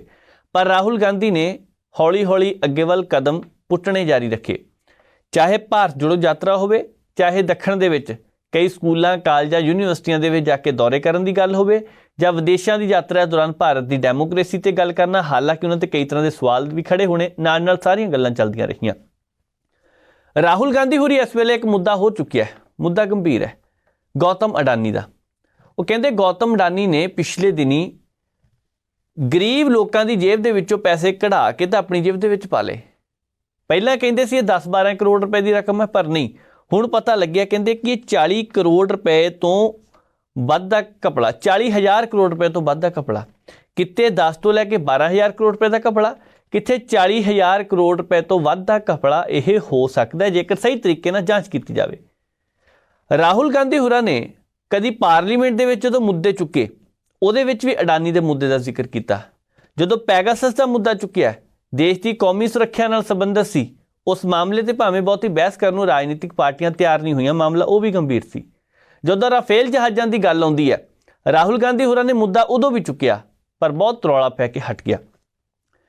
ਕੱਲ ਜਦੋਂ ਉਹਨਾਂ ਨੇ ਗੌਤਮ ਅਡਾਨੀ ਦੇ ਬਾਰੇ ਜ਼ਿਕਰ ਕੀਤਾ ਕਿ ਸਾਡੀ ਸਰਕਾਰ ਇੱਕ ਵਾਰ ਆ ਲੈਣ ਦਿਓ, ਜਦੋਂ ਸਾਡੀ ਸਰਕਾਰ ਆਵੇਗੀ ਇੱਕ ਇੱਕ ਘਪਲੇ ਦਾ ਹਿਸਾਬ ਕੀਤਾ ਜਾਵੇਗਾ, ਕਾਰਪੋਰੇਟ ਘਰਾਣੇ ਦੇ ਖਿਲਾਫ ਕਾਰਵਾਈ ਕੀਤੀ ਜਾਵੇਗੀ ਜਿਨ੍ਹਾਂ ਨੇ ਵੀ ਭਾਰਤ ਨੂੰ ਡੋਬਣ ਦਾ ਯਤਨ ਕੀਤਾ ਤੇ ਜਿਨ੍ਹਾਂ ਨੇ ਵੀ ਭਾਰਤ ਨੂੰ ਲੁੱਟਿਆ। ਇਹਦੇ ਵਿੱਚ ਕੋਈ ਸ਼ੱਕ ਨਹੀਂ ਕਿ ਪਿਛਲੇ ਸਮੇਂ ਦੇ ਦੌਰਾਨ ਕਈਆਂ ਦੇ ਉੱਪਰ ਇਹ ਸਵਾਲ ਖੜੇ ਹੋਏ ਸੀਗੇ ਕਿ ਉਹਨਾਂ ਨੂੰ ਦੇਸ਼ ਦੇ ਉੱਚ ਸਿਆਸਤਦਾਨਾਂ ਦੀ ਸ਼ਹਿ ਆ ਜਿਹਦੇ ਕਰਕੇ ਇਹ ਸਾਰਾ ਕੁਝ ਕਰਦੇ ਪਏ ਆ। ਦੇਸ਼ ਦੇ ਪ੍ਰਧਾਨ ਮੰਤਰੀ ਨਰਿੰਦਰ ਮੋਦੀ ਹੋਰਾਂ ਨੂੰ ਵੀ ਕਈ ਵਾਰ ਇਸ ਮਸਲੇ ਤੇ ਉਹਨਾਂ ਨੇ ਕਿਹਾ ਕਿ ਜਾਂਚ ਕਰਵਾਈ ਜਾਵੇ। ਗੌਤਮ ਅਡਾਨੀ ਦਾ ਮਾਮਲਾ ਅੱਜ ਦਾ ਨਹੀਂ। ਗੌਤਮ ਅਡਾਨੀ ਹੋਰੀ 2014 ਤੋਂ ਪਹਿਲਾਂ ਵੀ ਬਿਜ਼ਨਸ ਦੇ ਵਿੱਚ ਸੀ, ਪਰ ਜਦੋਂ ਦੇਸ਼ ਦੇ ਪ੍ਰਧਾਨ ਮੰਤਰੀ ਨਰਿੰਦਰ ਮੋਦੀ ਹੋਰਾਂ ਦੇ ਕਰੀਬ ਆਏ ਤੇ ਉਹਨਾਂ ਦਾ ਬਿਜ਼ਨਸ ਕਹਿੰਦੇ ਯਕਦਮ ਵਧਣਾ ਸ਼ੁਰੂ ਹੋ ਗਿਆ। ਦਰਅਸਲ ਨਰਿੰਦਰ ਮੋਦੀ ਦੇਸ਼ ਦੇ ਪ੍ਰਧਾਨ ਮੰਤਰੀ ਨੇ ਉਹਨਾਂ ਦੇ ਕਰੀਬ ਆਉਣ ਕਰਕੇ ਨਹੀਂ ਸਾਰਾ ਕੁਝ ਹੋਇਆ। ਥਾਪੜਾ ਚਲੋ ਕਿਸੇ ਦਾ ਤਾਂ ਹੋਣਾ, ਜਦੋਂ ਕਾਂਗਰਸ ਦੀ ਸਰਕਾਰ ਸੀ ਉਦੋਂ ਵੀ ਕਿਸੇ ਨੂੰ ਥਾਪੜਾ ਰਹਿੰਦਾ ਸੀਗਾ। ਐਵੇਂ ਨਹੀਂ 2,00,000 ਕਰੋੜ ਰੁਪਏ ਦੇ ਘਪਲੇ 2 ਦੀ ਸਪੈਕਟਰਮ ਦੇ ਵਿੱਚ ਸਾਹਮਣੇ ਆ ਗਏ ਸੀ। ਐਵੇਂ ਹੋੜੀ 16,000 ਕਰੋੜ ਦਾ ਘਪਲਾ ਕਾਮਨਵੈਲਥ ਗੇਮਾਂ 'ਚ ਸਾਹਮਣੇ ਆ ਗਿਆ ਸੀ। ਗੱਦੇ ਗੁੱਦੇ ਕਿੱਥੇ ਗਏ ਸੀ, ਰੌਲਾ ਤਾਂ ਉਦੋਂ ਵੀ ਪਿਆ। ਪਰ ਹੁਣ ਜਦੋਂ ਦੇਸ਼ ਦੇ ਪ੍ਰਧਾਨ ਮੰਤਰੀ ਨਰਿੰਦਰ ਮੋਦੀ ਹੋਰੀ ਇਸ ਮਾਮਲੇ 'ਤੇ ਚੁੱਪ ਕਿਉਂ ਧਾਰੀ ਹੈ, ਸਵਾਲ ਖੜੇ ਕੀਤੇ ਰਾਹੁਲ ਗਾਂਧੀ ਹੋਰਾਂ ਨੇ। ਰਾਹੁਲ ਗਾਂਧੀ ਹੋਰਾਂ ਨੇ ਇੱਥੋਂ ਤੱਕ ਵੀ ਕਹਿ ਦਿੱਤਾ ਕਿ ਆਪਣੀ ਭਰੋਸੇਯੋਗਤਾ ਦੇ ਉੱਪਰ ਇਹਨਾਂ ਨੂੰ ਥੋੜ੍ਹਾ ਟਿਕਾ ਨਹੀਂਗਾ, ਇਹਨਾਂ ਨੂੰ ਯਕੀਨ ਜਿਹਾ ਨਹੀਂ ਰਿਹਾ ਆਪਣੇ ਆਪ ਦੇ ਉੱਪਰ। ਇਹ ਇਸ ਵੇਲੇ ਜੋ ਕੁਝ ਵੀ ਕਰ ਰਿਹਾ ਲੋਕਾਂ ਨੂੰ ਸਿਰਫ ਲੁੱਟਣ ਤੇ ਕੁੱਟਣ ਦਾ ਕੰਮ ਕੀਤਾ ਜਾ ਰਿਹਾ। ਕਾਰਪੋਰੇਟ ਘਰਾਣੇ ਦੇ ਉੱਪਰ ਚੁੱਕੀ ਗਈ ਇਹ ਉਂਗਲ ਰਾਹੁਲ ਗਾਂਧੀ ਹੋਰਾਂ ਦੇ ਵੱਲੋਂ ਕਿੰਨੀ ਕੁ ਵਾਜਬ ਹੈ ਤੇ ਇਹਦੇ ਕੀ ਸਿੱਟੇ ਨਿਕਲਣਗੇ ਇਹ ਤਾਂ ਆਉਣ ਵਾਲਾ ਸਮਾਂ ਦੱਸੇਗਾ। ਪਰ ਪ੍ਰੈਸ ਕਾਨਫਰੰਸ ਵਿੱਚ ਜਿਹੜੀਆਂ ਗੱਲਾਂ ਰਾਹੁਲ ਗਾਂਧੀ ਹੋਰਾਂ ਨੇ ਕੀਤੀਆਂ, ਬਕਾਇਦਾ ਇੱਕ ਆਰਟੀਕਲ ਸੀ ਉਹਨਾਂ ਦੇ ਕੋਲ ਜਿਹਦੇ ਆਧਾਰ ਤੇ ਉਹਨਾਂ ਨੇ ਗੱਲ ਕੀਤੀ ਹੈ। ਕਹਿੰਦੇ ਮੁੱਦੇ ਤਾਂ ਅਸੀਂ ਬਹੁਤ ਸਮੇਂ ਦੇ ਚੁੱਕਦੇ ਪਏ ਸੀ, ਪਰ ਅਸਲ ਦੇ ਵਿੱਚ ਆਹ ਕਹਾਣੀ ਹੈ। ਪ੍ਰੈਸ ਕਾਨਫਰੰਸ ਦਾ ਇੱਕ ਹਿੱਸਾ ਉਹਨਾਂ ਦਾ ਦੇਖਦੇ ਹਾਂ ਜਿਹਦੇ ਵਿੱਚ ਗੌਤਮ ਅਡਾਨੀ ਹੋਰਾਂ ਨੂੰ ਲੈ ਕੇ ਸਵਾਲ ਖੜੇ ਕੀਤੇ ਗਏ ਨੇ। इसको अच्छी तरह देखिए, ये दुनिया का एक सबसे जरूरी फाइनेंशियल न्यूज़पेपर है। Financial Times of London. इसमें Adani and the mysterious coal price rise, लंबी कहानी है। पहले हमने 20,000 करोड़ रुपए की बात की थी और सवाल पूछा था ये पैसा किसका है, कहां से आया। अब पता लगता है 20,000 करोड़ का फिगर गलत था, उसमें 12,000 करोड़ और ऐड हो गए हैं, तो अब टोटल फिगर 32,000 करोड़ का हो गया है। अदानी जी इंडोनेशिया में कोयला खरीदते हैं और जब तक वो कोयला हिंदुस्तान पहुंचता है उसका रेट बदल जाता है, डबल हो जाता है। ऐसे तकरीबन 12,000 करोड़ रुपए अदानी जी ने हिंदुस्तान की जनता के पॉकेट से निकाला है। कैसे? कोल प्राइस को गलत दिखाकर, ओवर इनवॉइस करके, यहां पे बिजली के दाम को बढ़ाकर। कर्नाटक में कांग्रेस पार्टी ने बिजली की सब्सिडी दी है, मध्य प्रदेश में हम देने जा रहे हैं। अब पता लगता है कि इसका कारण अदानी जी हैं। तो हिंदुस्तान के नागरिकों को यह समझना है कि जो आपका बिजली का बिल बढ़ता जा रहा है, इसमें से 12,000 करोड़ रुपए आपकी जेब में से सीधा अदानी जी ने लिए हैं। और ये सिर्फ मैं नहीं कह रहा हूं, ये दुनिया का एक सबसे जरूरी financial newspaper financial times London कह रहा है। अब इंटरेस्टिंग बात यह है कि यह स्टोरी आती है, मगर हिंदुस्तान की मीडिया एक सवाल नहीं पूछती। बिजली का मामला है, गरीबों का मामला है, सीधी चोरी का मामला है, मगर हिंदुस्तान में किसी भी अखबार को, किसी भी मीडिया चैनल को इसमें इंटरेस्ट नहीं है। There is a story in the Financial Times, one of the preeminent financial newspapers in the world, where they are clearly stating that Adani and the mysterious coal prices. Mr. Adani buys coal in Indonesia, and by the time the coal arrives in India, its price doubles, and he has taken approximately 12,000 crores from the pockets of the poorest people in India. Our electricity prices are going up, बिजली के दाम बढ़ते जा रहे हैं, और अदानी जी over invoicing करते हैं, पैसा गरीबों की जेब से लेते हैं. He takes money from the poorest people. Interesting question to me. The Financial Times has a huge story. This story would bring down any government. This is direct theft by a man who has been protected again and again and again by the Prime Minister of India. And the surprising thing is, not a single Indian newspaper is interested in picking up this story. Not a single media channel is interested in picking up this story. We are giving electricity subsidies in Karnataka and Madhya Pradesh. And while we are giving electricity subsidies, Mr. Adani is over-invoicing coal and stealing directly from the people of India. And I don't understand why the Prime Minister doesn't comment on this. ਅਜੇ ਰਾਹੁਲ ਗਾਂਧੀ ਹੋਰਾਂ ਦੀ press conference ਖਤਮ ਹੋ ਕੇ ਹੀ ਹਟੀ ਸੀ ਕਿ 20-25 minute ਦੇ ਬਾਅਦ Bhajpa party ਨੇ ਜਦੋਂ ਹੀ ਉਹ ਪ੍ਰੈਸ ਕਾਨਫਰੰਸ ਹੋਈ ਤਾਂ ਭਾਜਪਾ ਪਾਰਟੀ ਦੇ ਬੁਲਾਰੇ ਨੇ ਉਹਨਾਂ ਨੇ ਵੀ ਸਵਾਲ ਖੜੇ ਕਰ ਦਿੱਤੇ. ਗੌਰਵ ਭਾਟੀਆ ਨੇ ਉਹਨਾਂ ਨੇ ਦਾਅਵਾ ਕੀਤਾ ਕਿ ਗਰੁੱਪ ਨਾਲ ਜੁੜਿਆ ਜਿਹੜਾ ਮਾਮਲਾ ਜਿਹੜੇ ਤੁਸੀਂ ਗੱਲ ਕਰਦੇ ਪਏ ਹੋ, ਜੇ ਤੇ ਤੁਸੀਂ ਇਹ ਗੱਲ ਕਹਿੰਦੇ ਆ ਕਿ ਤੇ ਕਿਸੇ ਨੂੰ ਭਰੋਸਾ ਨਹੀਂ, ਤੁਸੀਂ ਇੱਕ ਗੱਲ ਤਾਂ ਦੱਸੋ, ਤੁਸੀਂ ਕਹਿੰਦੇ ਆ ਕਿ ਭ੍ਰਿਸ਼ਟਾਚਾਰ ਹੋ ਰਿਹਾ, ਵਾਡਰਾ ਸਾਹਿਬ ਕੀ ਕਰਦੇ ਰਹੇ ਆ, ਕਹਿੰਦੇ ਨਾਲ ਹੀ ਸਾਰੇ ਜਣੇ ਚੁੱਪ ਹੋ ਜਾਂਦੇ ਆ. ਤੁਸੀਂ ਕਹਿੰਦੇ ਭ੍ਰਿਸ਼ਟਾਚਾਰ ਦੀ ਗੱਲ, ਉਹਨਾਂ ਨੇ ਭਾਟੀਆ ਹੋਰਾਂ ਨੇ ਰਾਹੁਲ ਗਾਂਧੀ ਹੋਰਾਂ ਦੇ ਪਰਿਵਾਰ ਦੇ ਮੈਂਬਰਾਂ ਦੇ ਉੱਪਰ ਸਿੱਧੇ ਤੌਰ 'ਤੇ ਨਿਸ਼ਾਨਾ ਲਗਾਤਾ. ਬੀਬੀ ਸੋਨੀਆ ਗਾਂਧੀ ਤੇ ਰਾਹੁਲ ਗਾਂਧੀ ਹੋਰਾਂ ਨੂੰ ਭ੍ਰਿਸ਼ਟਾਚਾਰੀ ਤੱਕ ਕਹਿ ਦਿੱਤਾ. ਚਲੋ ਰਾਜਨੀਤੀ ਹੈ, ਰਾਜਨੀਤੀ ਵਿੱਚ ਇੱਕ ਦੂਸਰੇ ਦੇ ਉੱਪਰ ਦੋਸ਼ ਤਾਂ ਹਮੇਸ਼ਾ ਲੱਗਦਾ ਹੀ ਹੈ, ਇਹਦੇ ਵਿੱਚ ਵੀ ਲੱਗੇ ਨੇ, ਪਰ ਬਾਅਦ ਵਿੱਚ ਨਾਲ ਹੀ ਜਵਾਬ ਦੇ ਦੇਣਾ ਤੇ ਕਿਸੇ ਦਾ ਨਾਂ ਬੋਲਣਾ ਫਿਰ ਆਪਣੇ ਆਪ ਦੇ ਵਿੱਚ ਕਈ ਤਰ੍ਹਾਂ ਦੇ ਸਵਾਲ ਖੜੇ ਜ਼ਰੂਰ ਕਰਦਾ ਹੈ. ਪਰ ਰਾਹੁਲ ਗਾਂਧੀ ਹੋਰਾਂ ਨੇ ਜਿਹੜਾ ਮੁੱਦਾ ਚੁੱਕਣ ਦੀ ਕੋਸ਼ਿਸ਼ ਕੀਤੀ ਹੈ, ਜਿਹੜੀ ਗੱਲ ਕਹਿਣ ਦੀ ਕੋਸ਼ਿਸ਼ ਕੀਤੀ ਹੈ ਕਿ ਭਾਈ ਤੁਸੀਂ ਜਾਂਚ ਕਿਉਂ ਨਹੀਂ ਕਰਵਾਉਂਦੇ ਪਏ, ਇਹ ਕਿਤੇ ਨਾ ਕਿਤੇ ਲੱਗਦਾ ਪਿਆ ਕਿ ਮੁੱਦਾ ਜਾ ਕੇ ਖੜਾ ਹੋ ਸਕਦਾ ਹੈ ਪਾਰਲੀਮੈਂਟ ਵਿੱਚ ਹੋਣਾ, ਪਰ ਉੱਥੇ ਗੱਲ ਹੋਣੀ ਕਿ ਨਹੀਂ ਪਤਾ ਨਹੀਂ. ਪਰ ਇੰਨਾ ਜ਼ਰੂਰ ਹੈ, ਭਾਜਪਾ ਵਾਲਿਆਂ ਨੇ ਨੈਸ਼ਨਲ ਹੈਰਾਲਡ ਦਾ ਮਾਮਲਾ ਨਾਲ ਲੱਗਦੇ ਗਣਾਤਾ. ਤੁਸੀਂ ਕਹਿੰਦੇ ਜ਼ਿਕਰ ਕਰਦੇ ਭ੍ਰਿਸ਼ਟਾਚਾਰ ਦਾ, ਤੁਹਾਡੀ ਜਦੋਂ ਸਰਕਾਰ ਸੀ, ਜਦੋਂ ਤੁਸੀਂ ਸੱਤਾ ਵਿੱਚ ਸੀ, ਹਜ਼ਾਰਾਂ ਕਰੋੜ ਰੁਪਏ ਦਾ ਘਪਲਾ ਤੁਹਾਡੇ ਪਰਿਵਾਰਕ ਮੈਂਬਰ ਸੱਤਾ ਵਿੱਚ ਸੀ. ਜਦੋਂ ਇਹ ਹੋਇਆ ਫਿਰ ਇਸ ਮਸਲੇ 'ਤੇ ਕੋਈ ਵੀ ਬੋਲਣ ਨੂੰ ਤਿਆਰ ਤਾਂ ਨਹੀਂ ਹੁੰਦਾ, ਪਰ ਫਿਰ ਕੀ ਹੈ, ਹੌਲੀ ਹੌਲੀ ਕਰਕੇ ਮੁੱਦਾ ਠੰਡਾ ਪੈ ਜਾਂਦਾ. ਪਰ ਗੌਤਮ ਅਡਾਨੀ ਹੋਰਾਂ ਨੂੰ ਲੈ ਕੇ ਚੁੱਕੇ ਗਏ ਸਵਾਲ ਕਿਤੇ ਨਾ ਕਿਤੇ ਆਉਣ ਵਾਲੇ ਦਿਨਾਂ 'ਚ ਵੱਡਾ ਮੁੱਦਾ ਬਣ ਸਕਦੇ ਨੇ. ਗੱਲ ਕਿਸਾਨਾਂ ਦੀ ਵੀ ਕਰਨੀ ਹੈ, ਕਿਉਂਕਿ ਕਿਸਾਨ ਜਥੇਬੰਦੀਆਂ ਇੱਕ ਵਾਰ ਫਿਰ ਤੋਂ ਇਕੱਠੀਆਂ ਹੋਣ ਦੀ ਕੋਸ਼ਿਸ਼ ਕਰ ਰਹੀਆਂ ਨੇ. ਜਦੋਂ ਕਿ ਵੋਟਾਂ ਨਜ਼ਦੀਕ ਆਈਆਂ ਵਿਧਾਨ ਸਭਾ ਦੀਆਂ, ਤਾਂ ਉਸ ਵੇਲੇ ਕਿਸਾਨ ਜਥੇਬੰਦੀਆਂ ਦੇ ਵਿੱਚ ਇੱਕ ਪਾੜ ਪੈ ਗਿਆ.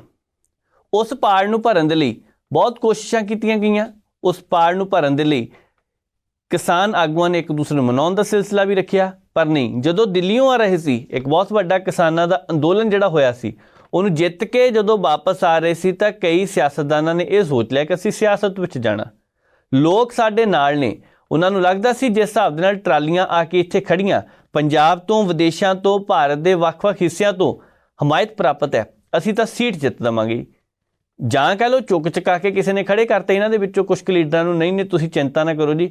ਉਹ ਹੁੰਦਾ ਨਾ, ਸਿਆਣੇ ਕਹਿੰਦੇ ਆ ਕਿ ਪੌੜੀ ਦੇ ਉੱਪਰ ਬੰਦੇ ਨੂੰ ਚੜਾ ਕੇ ਬਾਅਦ ਵਿੱਚ ਕਈ ਲੱਤਾਂ ਖਿੱਚਣ ਵਾਲੇ ਵੀ ਹੁੰਦੇ ਆ।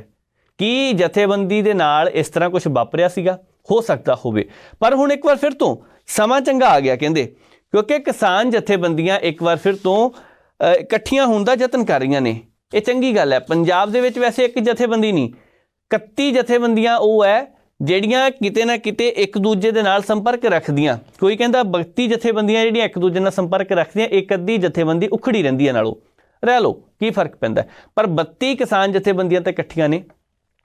ਹੁਣ ਜਦੋਂ ਮੀਟਿੰਗਾਂ ਹੋ ਰਹੀਆਂ ਨੇ, ਮੀਟਿੰਗਾਂ ਦੇ ਵਿੱਚ ਚਰਚਾ ਕੀਤੀ ਜਾ ਰਹੀ ਹੈ ਕਿ ਆਉਣ ਵਾਲੇ ਸਮੇਂ ਦੇ ਦੌਰਾਨ ਚਾਹੇ ਪਾਣੀਆਂ ਦਾ ਮਸਲਾ ਹੋਵੇ, SYL ਦਾ ਮਸਲਾ ਹੋਵੇ, ਅਸੀਂ ਇੱਕ ਝੰਡੇ ਦੇ ਹੇਠ ਕੰਮ ਕਰਨਾ। ਇਹ ਚੰਗੀ ਗੱਲ ਹੋ ਸਕਦੀ ਹੈ। ਜੇਕਰ ਕਿਸਾਨ ਜਥੇਬੰਦੀਆਂ ਲੰਬੇ ਸਮੇਂ ਤੋਂ ਇੱਧਰ ਉੱਧਰ ਹੋਈਆਂ ਪਈਆਂ ਸੀ ਤੇ ਹੁਣ ਇੱਕ ਹੋਣ ਦਾ ਯਤਨ ਕਰ ਰਹੀਆਂ ਨੇ, ਇਹ ਚੰਗੀ ਗੱਲ ਹੈ। ਪਿਛਲੇ ਦਿਨੀ ਜਦੋਂ ਕਿਸਾਨ ਜਥੇਬੰਦੀਆਂ ਦੀ ਗੱਲ ਚੱਲੀ ਤਾਂ ਹਰਿਆਣੇ ਦੇ ਵਿੱਚ ਜਿਹੜਾ ਜਾ ਕੇ ਸੰਦੀਪ ਪਾਠਕ ਹੋਰਾਂ ਦੇ ਵੱਲੋਂ ਬਿਆਨ ਦਿੱਤਾ ਗਿਆ, ਕਿਉਂਕਿ ਮੀਟਿੰਗ ਜਿਹੜੀ ਹੋਈ ਹੈ ਬੰਦ ਕਮਰਾ ਹੋਈ ਹੈ, ਪਰ ਫਿਰ ਵੀ ਬਾਅਦ 'ਚ ਗੱਲਾਂ ਥੋੜ੍ਹੀਆਂ ਜਿਹੀਆਂ ਬਾਹਰ ਆਈਆਂ। ਹਰਿਆਣੇ ਦੇ ਵਿੱਚ ਸੰਦੀਪ ਪਾਠਕ ਹੋਰਾਂ ਦੇ ਵੱਲੋਂ ਜੋ ਬਿਆਨ ਦਿੱਤਾ ਗਿਆ ਉਹਦੀ ਸਖਤ ਨਿਖੇਧੀ ਕੀਤੀ ਹੈ। ਕਹਿੰਦੇ ਅਸੀਂ ਅਸਤੀਫਾ ਮੰਗਦੇ ਹਾਂ, ਅਸਤੀਫਾ ਦੇ ਦੇਣਾ ਚਾਹੀਦਾ ਕਿ ਤੁਹਾਨੂੰ ਪੰਜਾਬ 'ਚ ਚੁਣ ਕੇ ਭੇਜਿਆ ਗਿਆ, ਪੰਜਾਬ ਦੇ ਲੋਕਾਂ ਨੇ ਤੁਹਾਨੂੰ, ਪੰਜਾਬ ਦੇ ਵਿੱਚੋਂ ਤੁਹਾਨੂੰ ਚੁਣ ਕੇ ਭੇਜਿਆ ਗਿਆ, ਤੇ ਪੰਜਾਬ ਦੇ ਲੋਕਾਂ ਨੇ ਕਦੀ ਇਹ ਨਹੀਂ ਸੋਚਿਆ ਸੀ ਕਿ ਇਸ ਤਰ੍ਹਾਂ ਦਾ ਬਿਆਨ ਵੀ ਉੱਥੇ ਜਾ ਕੇ ਦਿੱਤਾ ਜਾ ਸਕਦਾ।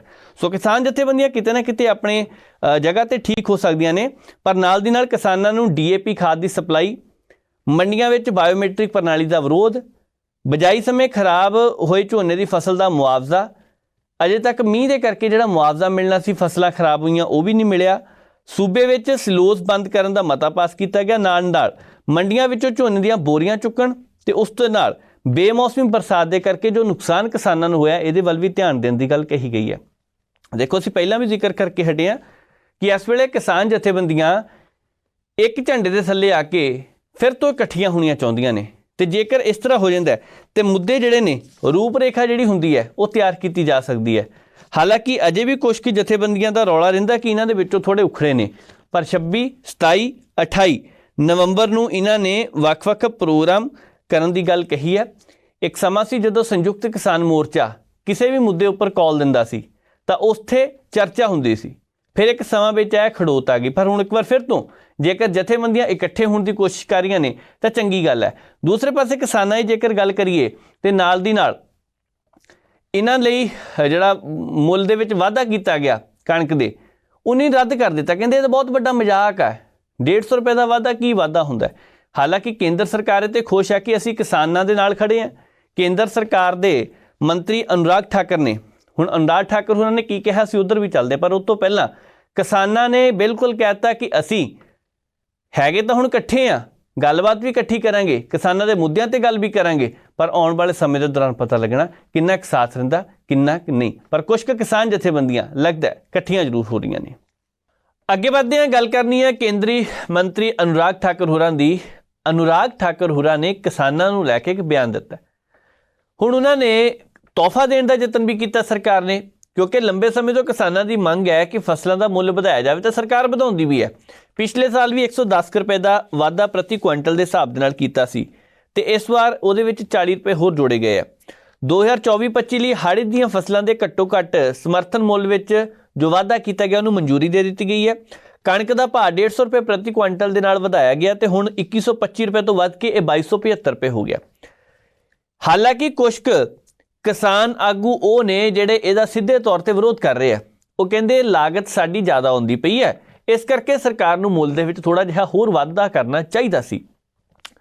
ਕਿਸਾਨਾਂ ਦੀ ਮੰਗ ਹੈ, ਸਰਕਾਰ ਵਾਧਾ ਕਰੇਗੀ ਜਾਂ ਨਹੀਂ ਇਹ ਆਉਣ ਵਾਲਾ ਸਮਾਂ ਦੱਸੇਗਾ। ਪਰ ਅਨੁਰਾਗ ਠਾਕਰ ਹੋਰਾਂ ਨੂੰ ਅਸੀਂ ਇੱਥੇ ਜ਼ਰੂਰ ਸੁਣਨਾ ਕਿ ਉਹਨਾਂ ਨੇ ਕਿਹੜੀਆਂ 6 ਫਸਲਾਂ ਨੇ ਜਿਹਦੇ ਉੱਪਰ MSP ਦੇਣ ਦੀ ਗੱਲ ਕਹੀ ਹੈ। ਕੇਂਦਰ ਸਰਕਾਰ ਨੇ 6 ਫਸਲਾਂ ਦੀ ਚੋਣ ਕੀਤੀ ਹੈ। ਨਾਲ ਦੀ ਨਾਲ ਉਹਨਾਂ ਨੇ ਕੁਝ ਕੁ ਯੋਜਨਾਵਾਂ ਦੇ ਬਾਰੇ ਵੀ ਜ਼ਿਕਰ ਕੀਤਾ ਜਿਹਨੂੰ ਕਿਸਾਨ ਵੀਰ ਚੰਗੇ ਤਰੀਕੇ ਨਾਲ ਉਹਨਾਂ ਦਾ ਲਾਹਾ ਲੈ ਸਕਦੇ ਨੇ। अनुराग ठाकुर होਰਾਂ ਨੇ ਕਿਹੜੀ योजना ਤੇ ਕਿੰਨਾ ਕਿਹੜੇ ਫਸਲ ਦੇ ਵਿੱਚ MSP ਦਾ ਵਾਧਾ ਹੋਇਆ, आओ देखते हैं। 6 फसलों के लिए MSP आज घोषित किया जा रहा है और ये FCI के द्वारा राज्य की एजेंसियों के माध्यम से ही किया जाएगा। अगर आप कुल मिलाकर पिछले कुछ वर्षों में देखें तो भारत सरकार ने क्रॉप डाइवर्सिफिकेशन की ओर काफी बल दिया है, ताकि ऑयल सीड हो, पल्सेस हो, मिलेट्स हो, यानी कि मोटा अनाज, दलहन तिलहन, इसकी पैदावार देश में ज्यादा हो और हमारे किसानों को भी इससे ज्यादा आय के साधन मिल सके और हमारी डिपेंडेंस जो है वो इंपोर्ट पर कम हो और आत्मनिर्भरता की ओर भारत और बढ़ सके।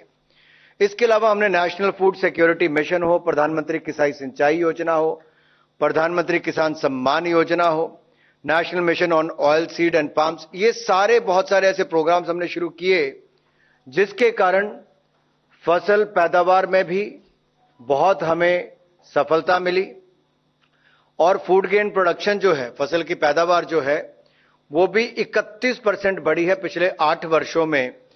251.54 से बढ़कर 330.54 मिलियन टन्स ये भारत की अनाज की पैदावार हुई है और पल्सेस की भी देखें तो 27.5 मिलियन टन ये पैदावार हुई है। ऑयल सीड्स की 41 मिलियन टन हुई है। हालांकि भारत दुनिया का सबसे बड़े पल्सेस उत्पादन में से एक है, लेकिन उसके बावजूद हमें बाहर से इंपोर्ट करना पड़ता है, इसलिए क्रॉप डाइवर्सिफिकेशन के लिए ऊपर बहुत बल दिया है और इसमें लगातार सफलता मिल रही है। चौथा निर्णय जो है वो लद्दाख रीजन से है, लेकिन वो प्रधानमंत्री नरेंद्र मोदी जी की एक कमिटमेंट है रिन्यूएबल एनर्जी के प्रति और दुनिया भर के सामने हमने जो लक्ष्य रखा था उसे हमने समय से पहले पूरा किया है। आपको याद होगा 15 अगस्त 2020 को प्रधानमंत्री मोदी जी ने लाल किले के प्राचीर से लद्दाख में 7.5 गीगावाट का सोलर पार्क स्थापित करने की घोषणा की थी और ministry of power and renewable energy ने उस दिशा में 13 गीगावाट की रिन्यूएबल एनर्जी की क्षमता विकसित करने का एक प्लान बनाया। आज का जो निर्णय है कि जब वो सोलर पावर प्लांट बनेंगे, रिन्यूएबल एनर्जी से जुड़े हुए जितने भी वहां पे क्षमता खड़ी होती है, उसके लिए इवैक्यूएशन यानी कि ट्रांसमिशन लाइन बहुत इंपॉर्टेंट है। तो लद्दाख से लेके मेन ग्रिड तक लाने के लिए 5 गीगावाट की कैपेसिटी की लाइन उसको आज अनुमति दी गई है और उसकी अनुमोदित लागत 20,773 करोड़ रुपए है। 20,773.70 करोड़ रुपए 5 गीगावाट की कैपेसिटी लाइन की लागत होगी। लद्दाख से हरियाणा के कैथल तक आएगी। ये लाइन लद्दाख से हिमाचल प्रदेश, पंजाब, हरियाणा जैसे राज्यों से होकर आएगी और इसे नेशनल ग्रिड के साथ जोड़ दिया जाएगा। इस परियोजना का 40% यानी कि कुल लागत का 40% 8,309.48 करोड़ रुपया सेंट्रल ग्रांट से उपलब्ध होगा और बाकी पावर ग्रिड 60% अरेंज करेगा। इस प्रोजेक्ट को अगले 7 वर्षों में पूर्ण कर लिया जाएगा। इसमें न केवल लद्दाख बल्कि अन्य क्षेत्रों में भी रोजगार, स्वरोजगार की बहुत सारी संभावनाएं खड़ी होंगी और भारत ने जो अपना 500 गीगावाट का रिन्यूएबल एनर्जी का लक्ष्य 2030 का रखा है, हम उसको भी समय से पहले पूरा करेंगे और 13 गीगावाट की क्षमता उस दिशा में भी हमारा योगदान, एक बड़ा उसका योगदान होगा। ये 4 निर्णय मैंने आप सबके सामने रखे हैं। ਅੱਗੇ ਵਧਦੇ ਹਾਂ, ਗੱਲ ਕਰਨੀ ਹੈ ਗੁਰਪ੍ਰੀਤ ਸਿੰਘ ਕਾਂਗੜ ਹੋਰਾਂ ਦੀ। ਦੇਖੋ, ਕਾਂਗਰਸ ਦੇ ਕਈ ਲੀਡਰ ਜਿਹੜੇ ਘਰ ਛੱਡ ਕੇ ਗਏ ਤੇ ਬਾਅਦ ਵਿੱਚ ਭਾਜਪਾ 'ਚ ਸ਼ਾਮਲ ਹੋ ਗਏ। ਭਾਜਪਾ ਵਿੱਚ ਲੱਗਾ ਨਹੀਂ ਕਈਆਂ ਦਾ ਦਿਲ ਤੇ ਭਾਜਪਾ ਛੱਡ ਕੇ ਫਿਰ ਕਾਂਗਰਸ 'ਚ ਜਾ ਕੇ ਲਈ ਪੁਰਾਣੇ ਘਰ 'ਚ ਵਾਪਸ ਆ ਗਏ। ਇੱਕ ਇੱਕ ਕਰਕੇ ਸਿਆਸਤਦਾਨ ਹੁਣ ਦੱਸ ਰਹੇ, ਆਪਣੇ ਦੁੱਖ ਦੱਸ ਰਹੇ ਹੈ ਕਿ ਸਾਨੂੰ ਭਾਜਪਾ ਦੇ ਵਿੱਚ ਕਿਉਂ ਨਹੀਂ ਚੰਗਾ ਲੱਗਿਆ, ਭਾਜਪਾ ਦੇ ਵਿੱਚ ਚੈਨ ਕਿਉਂ ਨਹੀਂ ਆਇਆ। ਜਾਣ ਲੱਗੇ ਤਾਂ ਇਹ ਗੱਲ ਕਰਕੇ ਗਏ ਕਿ ਜਿਹੜੀ ਰਾਜਨੀਤਿਕ ਪਾਰਟੀ ਹੈ ਇਹਨਾਂ ਨੇ ਸਾਡੇ ਮਨ ਦੀ ਨਹੀਂ ਸੁਣੀ, ਇਹ ਤਾਂ ਸਾਨੂੰ ਸਮਝਦੇ ਨਹੀਂ ਸੀਗੇ, ਸਾਡੀਆਂ ਭਾਵਨਾਵਾਂ ਨੂੰ ਨਹੀਂ ਸਮਝਦੇ ਸੀਗੇ। ਤੇ ਦੂਸਰੇ ਪਾਸੇ ਜਾਂਦੇ ਸਾਰੀ ਇਹ ਗੱਲ ਕਹਿਣੀ ਸ਼ੁਰੂ ਕਰ ਦਿੱਤੀ ਕਿ ਸਾਡੇ ਲਈ ਇਹੀ ਪਾਰਟੀ ਸਾਰਾ ਕੁਝ ਹੈ, ਕਿਉਂਕਿ ਦੇਸ਼ ਦੇ ਪ੍ਰਧਾਨ ਮੰਤਰੀ ਨਰਿੰਦਰ ਮੋਦੀ ਹੋਰਾਂ ਨੇ ਲੋਕਾਂ ਲਈ ਬਹੁਤ ਕੁਝ ਕੀਤਾ, ਅਸੀਂ ਉਹਨਾਂ ਦੀਆਂ ਨੀਤੀਆਂ ਤੋਂ ਪ੍ਰਭਾਵਿਤ ਹੋ ਕੇ ਭਾਜਪਾ ਦੇ ਵਿੱਚ ਆ ਗਏ ਹਾਂ। ਡਾਕਟਰ ਵੇਰਕਾ ਪਿਛਲੇ ਦਿਨ ਜਦੋਂ ਕਾਂਗਰਸ ਛੱਡ ਕੇ ਗਏ ਤਾਂ ਉਹਨਾਂ ਨੇ ਵੀ ਕੁਝ ਕੁ ਆਲੋਚਨਾਵਾਂ ਕੀਤੀਆਂ ਸੀ, ਤੇ ਜਦੋਂ ਭਾਜਪਾ ਛੱਡ ਕੇ ਆਏ ਤਾਂ ਕਹਿੰਦੇ ਦਮ ਘੁੱਟਣ ਲੱਗ ਪਿਆ। ਹੁਣ ਕਾਰਨ ਕੀ ਸੀਗਾ ਸਮਝ ਨਹੀਂ ਆਉਂਦਾ। ਅਜੇ ਤੱਕ ਵੀ ਕਹਿੰਦੇ ਆ ਕਿ ਭਾਜਪਾ ਦੇ ਕਈ ਹੋਰ ਲੀਡਰ ਜਿਹੜੇ ਕਾਂਗਰਸ ਛੱਡ ਕੇ ਗਏ ਸੀ ਵਾਪਸ ਆਉਣ ਦੀ ਤਿਆਰੀ ਕਰੀ ਬੈਠੇ ਆ। ਚਰਚਾ ਤਾਂ ਕੈਪਟਨ ਅਮਰਿੰਦਰ ਸਿੰਘ ਹੋਰਾਂ ਦੀ ਵੀ ਚੱਲਦੀ ਪਈ ਹੈ। ਪਰ ਦੇਖੋ ਇੱਥੇ ਅਮਰਿੰਦਰ ਸਿੰਘ ਰਾਜਾ ਵੜਿੰਗ ਹੋਰਾਂ ਦਾ ਇੱਕ ਦਿਨ ਬਿਆਨ ਆਇਆ, ਉਹ ਕਹਿੰਦੇ ਸੀ ਕਿ ਅਸੀਂ ਕਿਸੇ ਵੀ ਸਿਆਸਤਦਾਨ ਨੂੰ ਵਾਪਸ ਨਹੀਂ ਲੈਣਾ, ਹੱਸ ਕੇ ਸਵਕਾਰ ਕੇ ਵਾਪਸ ਲੈ ਲਿਆ। ਉਹ ਵੱਖਰੀ ਗੱਲ ਹੈ ਕਿ ਵੜਿੰਗ ਸਾਹਿਬ ਥੋੜ੍ਹਾ ਜਿਹਾ ਪਿੱਛੇ ਖੜੇ ਰਹੇ। ਸੁਖਜਿੰਦਰ ਸਿੰਘ ਸੁੱਖੀ ਰੰਧਾਵਾ ਹੋਰਾਂ ਦਾ ਤੁਸੀਂ ਜਿੰਨੇ ਮਰਜ਼ੀ ਸੋਸ਼ਲ ਮੀਡੀਆ ਤੇ ਬਿਆਨ ਦੇਖ ਲਓ, ਜਦੋਂ ਗਏ ਸੀ ਸਿਆਸਤਦਾਨ ਇਹ ਕਹਿੰਦੇ ਸੀ ਕਿ ਇਹਨਾਂ ਦੀ ਜ਼ਰੂਰਤ ਨਹੀਂ, ਤੇ ਜੇਕਰ ਕਾਂਗਰਸ ਦੇ ਸਿਰਫ ਰੰਧਾਵਾ ਸਾਹਿਬ ਨੇ ਹੋ ਵੀ ਕਈਆਂ ਨੇ ਕਿਹਾ ਸੀਗਾ ਜੇਕਰ ਜ਼ਰੂਰਤ ਨਹੀਂ ਸੀ ਤੇ ਅੱਜ ਉਸ ਲੀਡਰ ਜਦੋਂ ਵਾਪਸ ਆ ਰਹੇ ਆ ਤੇ ਫਿਰ ਭਾਵੇਂ ਉਹਨਾਂ ਦਾ ਵੱਖਰਾ ਧੜਾ ਬਣਦਾ ਜਾ ਰਿਹਾ, ਪਰ ਨਾਲ ਦੀ ਨਾਲ ਸਾਰੇ ਚੁੱਪ ਕਰਕੇ ਤਾਂ ਬੈਠੇ ਆ। ਸਵੀਕਾਰ ਤਾਂ ਸਾਰਿਆਂ ਨੇ ਕਰ ਲਿਆ ਨਾ। ਪ੍ਰਤਾਪ ਸਿੰਘ ਬਾਜਵਾ ਨੇ ਕਿਹੜੇ ਬਿਆਨ ਨਹੀਂ ਦਿੱਤੇ ਸੀਗੇ, ਪਰ ਪ੍ਰਤਾਪ ਸਿੰਘ ਬਾਜਵਾ ਹੁਣ ਕੁਝ ਵੀ ਕਹਿ ਨਹੀਂ ਰਹੇ ਇਸ ਮਸਲੇ ਤੇ, ਕਿਉਂਕਿ ਹਾਈ ਕਮਾਨ ਉੱਪਰਲੇ ਪਾਸੇ ਸ਼ਾਇਦ ਕਿਹਾ ਹੋਵੇ ਭਾਈ ਚੁੱਪ ਕਰਕੇ ਬੈਠੇ ਰਹੋ, ਘਰ ਆ ਗਏ ਤਾਂ ਆ ਗਏ। ਚਰਚਾ ਕਹਿੰਦੇ ਮਨਪ੍ਰੀਤ ਸਿੰਘ ਬਾਦਲ ਦੀ ਵੀ ਚੱਲਦੀ ਸੀ, ਕਿੰਨਾ ਸੱਚ ਹੈ ਕਿੰਨਾ ਕਿ ਨਹੀਂ ਪਤਾ ਨਹੀਂ, ਪਰ ਇੱਥੇ ਗੁਰਪ੍ਰੀਤ ਸਿੰਘ ਕਾਂਗੜ ਹੋਰਾਂ ਦਾ ਜ਼ਿਕਰ ਇਸ ਕਰਕੇ ਹੋ ਰਿਹਾ ਹੈ ਵਿਜੀਲੈਂਸ ਨੇ ਉਹਨਾਂ ਤੋਂ 5-6 ਘੰਟੇ ਪੁੱਛਗਿੱਛ ਦੁਆਰਾ ਕੀਤੀ ਹੈ। ਹੁਣ ਵਿਜੀਲੈਂਸ ਨੇ ਜਿਹੜੀ ਪੁੱਛਗਿੱਛ ਕੀਤੀ ਉਹਨਾਂ ਦੇ ਕੋਲੋਂ 50 ਤੋਂ ਵੱਧ ਸਵਾਲ ਕਹਿੰਦੇ ਪੁੱਛੇ ਗਏ ਆ। ਹੁਣ ਵਿਜੀਲੈਂਸ ਨੇ ਉਹਨੇ ਦਿਨ ਪੁੱਛਗਿੱਛ ਵੀ ਨਹੀਂ ਕੀਤੀ ਕੋਈ। ਇਹ ਸੋਸ਼ਲ ਮੀਡੀਆ ਤੇ ਚਰਚਾ ਚੱਲਦੀ ਜਦੋਂ ਤੱਕ ਭਾਜਪਾ ਪਾਰਟੀ ਸੀਗੇ, ਜਦੋਂ ਕਾਂਗਰਸ ਵਿੱਚ ਆਏ ਕਹਿੰਦੇ ਪੁੱਛਗਿੱਛ ਕਰਨੀ ਸ਼ੁਰੂ ਕਰ ਦਿੱਤੀ। ਅਸੀਂ ਨਹੀਂ ਇਹ ਕਹਿੰਦੇ, ਇਹ ਤਾਂ ਵਿਜੀਲੈਂਸ ਨੇ ਆਪਣੇ ਤਰੀਕੇ ਨਾਲ ਦੇਖਣਾ ਕਦੋਂ ਕੁ ਜ਼ਰੂਰਤ ਹੈ ਕੇਸ ਨੂੰ ਅੱਗੇ ਵੱਲ ਲੈ ਕੇ ਜਾਣ ਦੀ, ਕਦੋਂ ਕੁ ਦੂਸਰੀ ਵਾਰ ਕ੍ਰਾਸ ਕੁਐਸਚਨਿੰਗ ਦੁਆਰਾ ਕਰਨੀ ਹੈ, ਜਦੋਂ ਉਹਨਾਂ ਨੂੰ ਮਾੜਾ ਮੋਟਾ ਜਿਹਾ ਵੀ ਸ਼ੱਕ ਜਿਹਾ ਹੋਣਾ ਕਿ ਨਹੀਂ ਆਹ ਗੱਲ ਜੀ ਨਹੀਂ ਬਣੀ ਇੱਥੇ, ਆਹ ਜਵਾਬ ਸਾਡੇ ਕੋਲ ਹੋਣਾ ਜ਼ਰੂਰੀ ਹੈ, ਆਹ ਸਵਾਲ ਦਾ ਲੱਗਦਾ ਪਿਆ ਜਵਾਬ ਸਹੀ ਤਰੀਕੇ ਨਾਲ ਨਹੀਂ ਦਿੱਤਾ, ਉਸ ਵੇਲੇ ਫਿਰ ਤੋਂ ਵਿਜੀਲੈਂਸ ਪੁੱਛਗਿੱਛ ਕਰ ਲੈਂਦੀ ਹੈ। ਤੇ ਵਿਜੀਲੈਂਸ ਨੇ ਕਹਿੰਦੇ ਆ ਕਿ ਗੁਰਪ੍ਰੀਤ ਸਿੰਘ ਕਾਂਗੜ ਹੋਰਾਂ ਤੋਂ ਕਈ ਸਵਾਲ ਪੁੱਛੇ, ਆਪਣੇ ਤਰੀਕੇ ਨਾਲ ਉਹਨਾਂ ਨੇ ਜਵਾਬ ਦੇਣ ਦਾ ਕੋਸ਼ਿਸ਼ ਤਾਂ ਕੀਤੀ ਹੈ, ਪਰ ਉਹ ਕਿਹੜੀਆਂ ਗੱਲਾਂ ਸੀ ਜਿਹਦੇ ਕਰਕੇ ਭਾਜਪਾ ਨੂੰ ਛੱਡ ਕੇ ਆਉਣਾ ਪਿਆ, ਕਿਹੜੀਆਂ ਗੱਲਾਂ ਸੀ ਜਿਹੜੀਆਂ ਵਿਜੀਲੈਂਸ ਨੇ ਉਹਨਾਂ ਕੋਲ ਪੁੱਛੀਆਂ, ਕੁਛ ਕੁ ਦੱਸਣ ਦਾ ਉਹਨਾਂ ਨੇ ਯਤਨ ਕੀਤਾ, ਪੱਤਰਕਾਰਾਂ ਦੇ ਨਾਲ ਗੱਲਬਾਤ ਕੀਤੀ ਹੈ। ਕੀ ਕਿਹਾ ਗੁਰਪ੍ਰੀਤ ਸਿੰਘ ਕਾਂਗੜ ਨੇ, ਅਸੀਂ ਇੱਕ ਨਜ਼ਰ ਉਧਰ ਵੀ ਮਾਰ ਲੈਂਦੇ ਹਾਂ। ਕਿ ਸਹੀ ਤਰੀਕੇ ਨਾਲ ਬਿਹੇਵ ਨਹੀਂ ਕਰ ਰਹੇ। ਦੇਖੋ ਤਾਂ ਜਿਹੜੀ ਜੀ ਪੁਲਿਸ ਦਾ ਵਤੀਰਾ ਹੁੰਦਾ ਉਹ ਤਾਂ ਹੁੰਦਾ ਹੀ ਹੁੰਦਾ ਹੈ, ਤੇ ਇਨਕੁਆਇਰੀ ਚੱਲ ਰਹੀ ਹੈ। ਮੈਂ ਜੋ ਸਾਤੋਂ ਡਾਕੂਮੈਂਟਸ ਮੰਗ ਰਹੇ ਨੇ ਅਸੀਂ ਪ੍ਰੋਪਰ ਤਰੀਕੇ ਨਾਲ ਜੋ ਮੰਗਦੇ ਨੇ ਸਾਡਾ ਅਸੀਂ ਉਹ ਦੇ ਰਹੇ ਨੇ ਜੀ। ਅੱਜ ਕੀ ਪੁੱਛਿਆ ਗਿਆ ਜੀ? ਅੱਜ ਜੋ ਉਹਦਾ ਇਨਵੈਸਟੀਗੇਸ਼ਨ ਦਾ ਕੋਈ ਪਾਰਟ ਸੀ, ਕੋਈ ਹਿੱਸਾ ਸੀ ਉਹ। ਪਹਿਲਾਂ ਵੀ ਤੁਸੀਂ 2-3 ਵਾਰ ਜਿਹੜਾ ਇੱਥੇ ਆਏ ਹੋ, ਤੇ ਲੇਕਿਨ ਕੀ ਲੱਗ ਰਿਹਾ ਹੈ ਜਿਹੜਾ ਬਾਰ-ਬਾਰ ਬੁਲਾਇਆ ਜਾ ਰਿਹਾ? ਦੇਖੋ ਜਿਹੜੀ ਇਨਕੁਆਇਰੀ ਹੁੰਦੀ ਹੈ ਇਹ ਲੰਮੀ ਚੌੜੀ ਹੁੰਦੀ ਹੈ, ਤੇ ਜਦੋਂ ਜਿੰਨਾ ਚਿਰ ਇਹ ਸੈਟੀਸਫਾਈਡ ਨਹੀਂ ਹੁੰਦੇ ਉਹਨਾਂ ਚਿਰ ਜੋ ਕੁਛ ਸਾਥੋਂ ਮੰਗਣਗੇ ਅਸੀਂ ਉਹਨਾਂ ਨੂੰ ਸਾਰੇ ਕਾਗਜ਼ ਪੱਤਰ ਮੈਂ ਦੇਵਾਂਗਾ। ਸਾਡੇ ਤੇ ਦੋਸ਼ ਕੀ ਲਾਏ ਜਾ ਰਹੇ ਨੇ ਜੀ ਜਿਹੜੇ? ਮੇਰੇ ਦੋਸ਼ ਤਾਂ ਹਾਲ ਤਾਂ ਮੇਰੇ ਕੋਲ ਕੋਈ ਐਸੀ ਗੱਲ ਨਹੀਂ ਜਿਹੜੀ ਆਈ ਹੈ ਵੀ ਹਾਲ ਕੋਈ ਗੁੰਮਨਾਮਸ਼ੁਦਾ ਚਿੱਠੀਆਂ ਪਾਈਆਂ ਗਈਆਂ ਜਿਹਦੇ ਵਿੱਚ ਲਿਖਿਆ ਗਿਆ ਵੀ ਇਹਨਾਂ ਨੇ ਫਲਾਣੇ ਥਾਂ ਤੇ ਪ੍ਰਾਪਰਟੀ ਬਣਾਈ ਹੈ, ਫਲਾਣੇ ਥਾਂ ਜ਼ਮੀਨ ਲਈ ਹੈ, ਉਹ ਉਹਨੂੰ ਸਿੱਧ ਕੀਤਾ ਜਾਂਦਾ ਵੀ ਉਹ ਹੈ ਪ੍ਰਾਪਰਟੀ ਕਿ ਨਹੀਂ ਹੈ। ਤੁਸੀਂ ਇੱਕ ਵਾਰੀ ਇਹ ਵੀ ਆਖਿਆ ਸੀ ਕਿ ਜਿਹਨਾਂ ਉਹ ਗੁੰਮਸ਼ੁਦਾ ਚਿੱਠੀ ਪਾਈ ਹੈਗੀ ਵੀ ਉਹ ਬੰਦੇ ਨੂੰ ਲੱਭ ਕੇ ਦੇ ਦੇਣ ਜਾਇਦਾਦ ਤੋਂ। ਹਾਂ, ਮੈਂ ਅੱਜ ਵੀ ਕਹਿੰਦਾ ਵੀ ਜਿਹੜੇ ਨੇ ਅੱਜ ਚਿੱਠੀਆਂ ਥੱਲੇ ਨਾਂ ਨਹੀਂ ਲਿਖਿਆ ਵਾ, ਤੇ ਚਿੱਠੀਆਂ ਲਿਖ ਕੇ ਡਿਪਾਰਟਮੈਂਟ ਨੂੰ ਲਿਖੀਆਂ ਗਈਆਂ ਉਹ ਆਪਦਾ ਸਹੀ ਪਤਾ ਦੱਸਣ ਤੇ ਸਾਹਮਣੇ ਇਸ ਡਿਪਾਰਟਮੈਂਟ ਦੇ ਵੀ ਸਾਹਮਣੇ ਆਉਣ, ਉਹਨਾਂ ਨੂੰ ਪਤਾ ਲੱਗੇ ਵੀ ਕਿਵੇਂ ਝੂਠੇ ਇਲਜ਼ਾਮ ਕਿਵੇਂ ਲੱਗਦੇ ਨੇ, ਤੇ ਨਹੀਂ ਫਿਰ ਬਣਦੀ ਕਾਰਵਾਈ ਉਹਨਾਂ ਤੇ ਕੀਤੀ ਜਾਵੇ। ਕਾਂਗੜ ਸਾਹਿਬ, ਤੁਸੀਂ ਭਾਜਪਾ ਛੱਡ ਕੇ ਆਏ ਹੋ, ਹੁਣ ਜੁਆਇਨ ਕੀਤੀ ਹੈ ਕਾਂਗਰਸ, ਕੀ ਵਜ੍ਹਾ ਰਹੀ ਤੁਹਾਡੀ ਜਿਹੜੀ ਕਿ ਤੁਸੀਂ ਜਿਹੜੀ ਭਾਜਪਾ ਛੱਡੀ? ਦੇਖੋ ਮੇਰਾ ਜਿਹੜਾ ਪਿਛੋਕੜ ਸੀ ਉਹ ਕਾਂਗਰਸ ਪਾਰਟੀ ਦਾ ਸੀ। ਮੈਂ ਅੱਜ ਆਪਦੇ ਘਰੇ ਵਾਪਸ ਆਇਆ। ਹਲਕੇ ਦੇ ਵਰਕਰਾਂ ਦਾ, ਵੋਟਰਾਂ ਸਪੋਰਟਰਾਂ ਦਾ, ਜਿਨ੍ਹਾਂ ਨੇ ਮੈਨੂੰ ਬੜਾ ਮਾਣ ਸਤਿਕਾਰ ਦਿੱਤਾ ਸੀ, ਉਹਨਾਂ ਦਾ ਬੜਾ ਪ੍ਰੈਸ਼ਰ ਸੀ ਵੀ ਆਪਾਂ ਕਾਂਗਰਸ ਵਿੱਚ ਹੀ ਆਉਣਾ ਹੈ। ਉਹਨਾਂ ਦੇ ਪ੍ਰੈਸ਼ਰ ਦੇ ਵਿੱਚ ਤੇ ਜੋ ਪਿਛਲੇ ਦਿਨੀ ਪੰਜਾਬ ਦੇ ਲਈ ਜੋ ਪੰਜਾਬੀਅਤ ਬੱਚਿਆਂ ਲਈ ਜਿਹੜਾ ਵੀਜ਼ੇ ਦੀ ਵੱਡੀ ਪ੍ਰੋਬਲਮ ਆਈ ਹੈ, ਜੋ ਸੈਂਟਰ ਗਵਰਨਮੈਂਟ ਨੇ ਕੀਤੀ ਹੈ, ਜਾਂ SYL ਦਾ ਮਸਲਾ ਉਠਾਇਆ ਗਿਆ, ਉਹਦੇ ਨੂੰ ਵੇਖਦੇ ਹੋਏ ਮੈਂ ਇਸ ਗੱਲ ਦੇ ਵਿੱਚ ਸੀ ਵੀ ਇਹ ਪੰਜਾਬ ਨੂੰ ਸਰਾਸਰ ਧੱਕਾ ਹੈ, ਇਸ ਕਰਕੇ ਇਸ ਪਾਰਟੀ 'ਚ ਸਾਡਾ ਉੱਥੇ ਬਿਲਕੁਲ ਥਾਂ ਨਹੀਂ ਬਣਦਾ ਤੇ ਨਾ ਹੀ ਅਸੀਂ ਰਹਿਣ ਦੇ ਉੱਥੇ ਇਸ ਗੱਲ ਦੇ ਅਸੀਂ ਉਹਨਾਂ ਦੇ ਹੱਕਦਾਰ ਹਾਂ ਤੇ ਸਾਨੂੰ ਆਪਦੇ ਪੰਜਾਬ ਦੇ ਨਾਲ ਤੇ ਸਾਡੇ ਨੌਜਵਾਨ ਦੇ ਜਿਹੜੇ ਬੱਚੇ ਸਾਡੇ ਬਾਹਰ ਹੈ ਤੇ ਜਿਹੜਾ ਸਾਡਾ ਪਾਣੀ ਹੈ ਜ਼ਿਮੀਂਦਾਰ ਦਾ, ਮੈਂ ਵੀ ਜੱਟ ਕਿਸਾਨ ਦਾ ਪੁੱਤ ਹਾਂ, ਤੇ ਜਿਹੜੀ ਵੀ ਉਹ ਅੱਜ ਚਾਲਾਂ ਕੋਝੀਆਂ ਚੱਲ ਰਹੇ ਨੇ ਪਿਛਲੇ ਸਮੇਂ ਜੋ ਇਸੇ SYL ਨਹਿਰ ਨੇ ਪੰਜਾਬ ਦੇ ਵਿੱਚ ਖੂਨ ਦੀ ਹੋਲੀ ਸਾਡੇ ਨੌਜਵਾਨਾਂ ਨਾਲ ਖੇਡੀ ਗਈ ਸੀ, ਦੁਬਾਰਾ ਕਿਤੇ ਉਹ ਨਾ ਕਿਤੇ ਦੁਬਾਰਾ ਦਰਿਆਈ ਜਾਵੇ। ਇਸ ਕਰਕੇ ਮੈਂ ਉਹਨੂੰ ਮੱਦੇ ਨਜ਼ਰ ਰੱਖਦਾ ਹੋਇਆ ਮੈਂ ਆਪਣੀ ਜਦੋਂ ਤੁਸੀਂ ਗਏ ਹੋ ਭਾਜਪਾ 'ਚ ਕੀ ਸੋਚ ਕੇ ਗਏ ਸੀਗੇ ਜੀ? ਕੀ ਕਾਰਨ ਲੱਗਿਆ ਤੁਹਾਨੂੰ? ਉਦੋਂ ਕਈ ਗੱਲਾਂ ਇਹ ਸੀ ਵੀ ਪਹਿਲਾਂ ਸੁਣਦੇ ਹੁੰਦੇ ਸੀ ਵੀ BJP ਇਸੇ ਜਿਹੇ ਮਾਹੌਲ ਦੇ ਵਿੱਚ ਅਸੀਂ ਸੋਚਦੇ ਸੀ, ਅਸੀਂ 5-7 ਬੰਦੇ ਗਏ ਸੀ, ਜਾਖੜ ਸਾਹਿਬ ਨਾਲ ਸਾਡਾ ਪਿਆਰ ਸੀ ਵੀ ਅਸੀਂ ਕੋਈ ਨਾ ਕੋਈ ਪਰਸੈਪਸ਼ਨ ਚੇਂਜ ਕਰਾਂਗੇ, ਪਰ ਅਸੀਂ ਉਹ ਕਰ ਨਹੀਂ ਪਾ ਸਕੇ।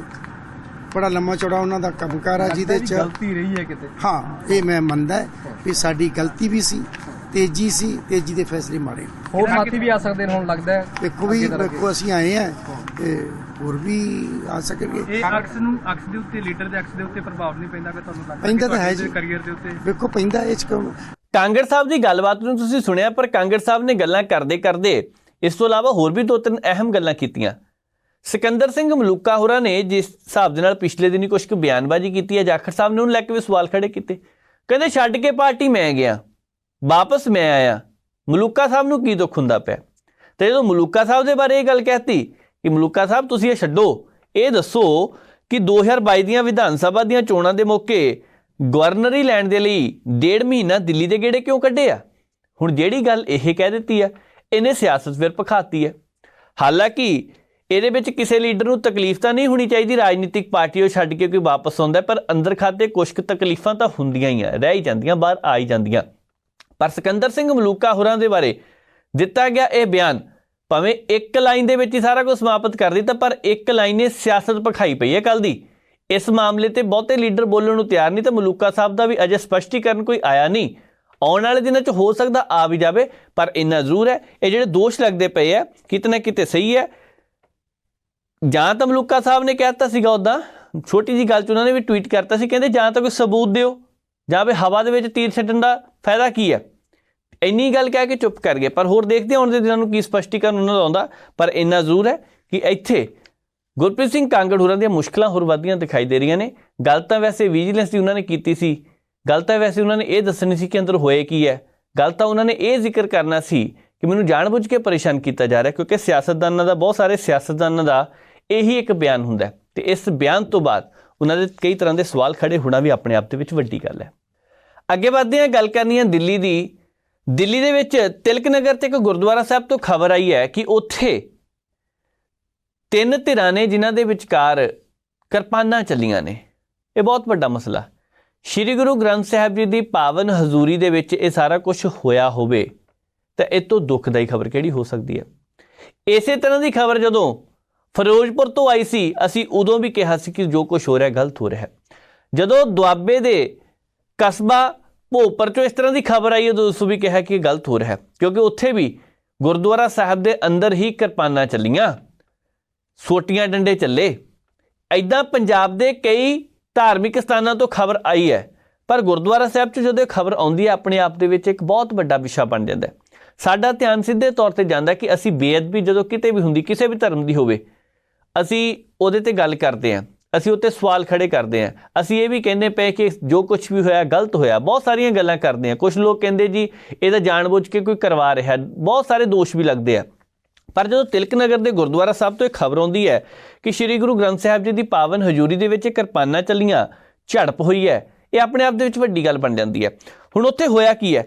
ਕਹਿੰਦੇ ਆ ਕਿ ਮੈਨੇਜਮੈਂਟ ਤੇ ਗੁਰਦੁਆਰੇ ਦੀ ਮੈਨੇਜਮੈਂਟ ਨੂੰ ਲੈ ਕੇ ਚਰਚਾ ਚੱਲ ਰਹੀ ਸੀਗੀ ਤੇ ਉੱਥੇ ਇੱਕ ਨਹੀਂ ਦੋ ਨਹੀਂ 4 ਧਿਰਾਂ ਸੀਗੀਆਂ ਜਿਹੜੀਆਂ ਬੈਠੀਆਂ ਪਈਆਂ ਸੀਗੀਆਂ।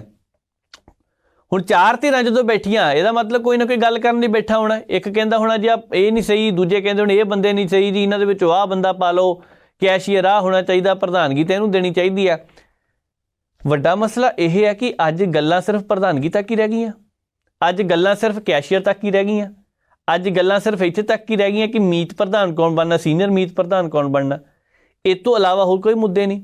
ਬਹੁਤ ਸਾਰੀਆਂ ਧਾਰਮਿਕ ਸੰਸਥਾਵਾਂ ਨੇ ਜਿਹੜੀਆਂ ਆਪਣੇ ਪੱਧਰ ਤੇ ਸਕੂਲ ਚਲਾ ਰਹੀਆਂ ਨੇ, ਕਾਲਜ ਚਲਾ ਰਹੀਆਂ ਨੇ। ਸ਼੍ਰੋਮਣੀ ਗੁਰਦੁਆਰਾ ਪ੍ਰਬੰਧਕ ਕਮੇਟੀ ਨੂੰ ਲੈ ਕੇ ਜਿੱਦਾਂ ਮਰਜ਼ੀ ਕਈ ਵਾਰ ਸਵਾਲ ਖੜੇ ਹੋਏ ਆ, ਪਰ ਸ਼੍ਰੋਮਣੀ ਗੁਰਦੁਆਰਾ ਪ੍ਰਬੰਧਕ ਕਮੇਟੀ ਕਈ ਸਿੱਖਿਅਕ ਅਦਾਰੇ ਵੀ ਚਲਾ ਰਹੀ ਹੈ। ਕਿੰਨੇ ਬੱਚਿਆਂ ਨੂੰ ਉੱਥੋਂ ਗਿਆਨ ਮਿਲਿਆ, ਕਿੰਨੇ ਲੋਕਾਂ ਨੂੰ ਰੁਜ਼ਗਾਰ ਮਿਲਿਆ ਤੇ ਕਿੰਨੇ ਕੁ ਉੱਥੇ ਹੋਰ ਕੰਮ ਕਰਨ ਦੀ ਇੱਛਾ ਰੱਖਦੇ ਹੋਣੇ ਆ।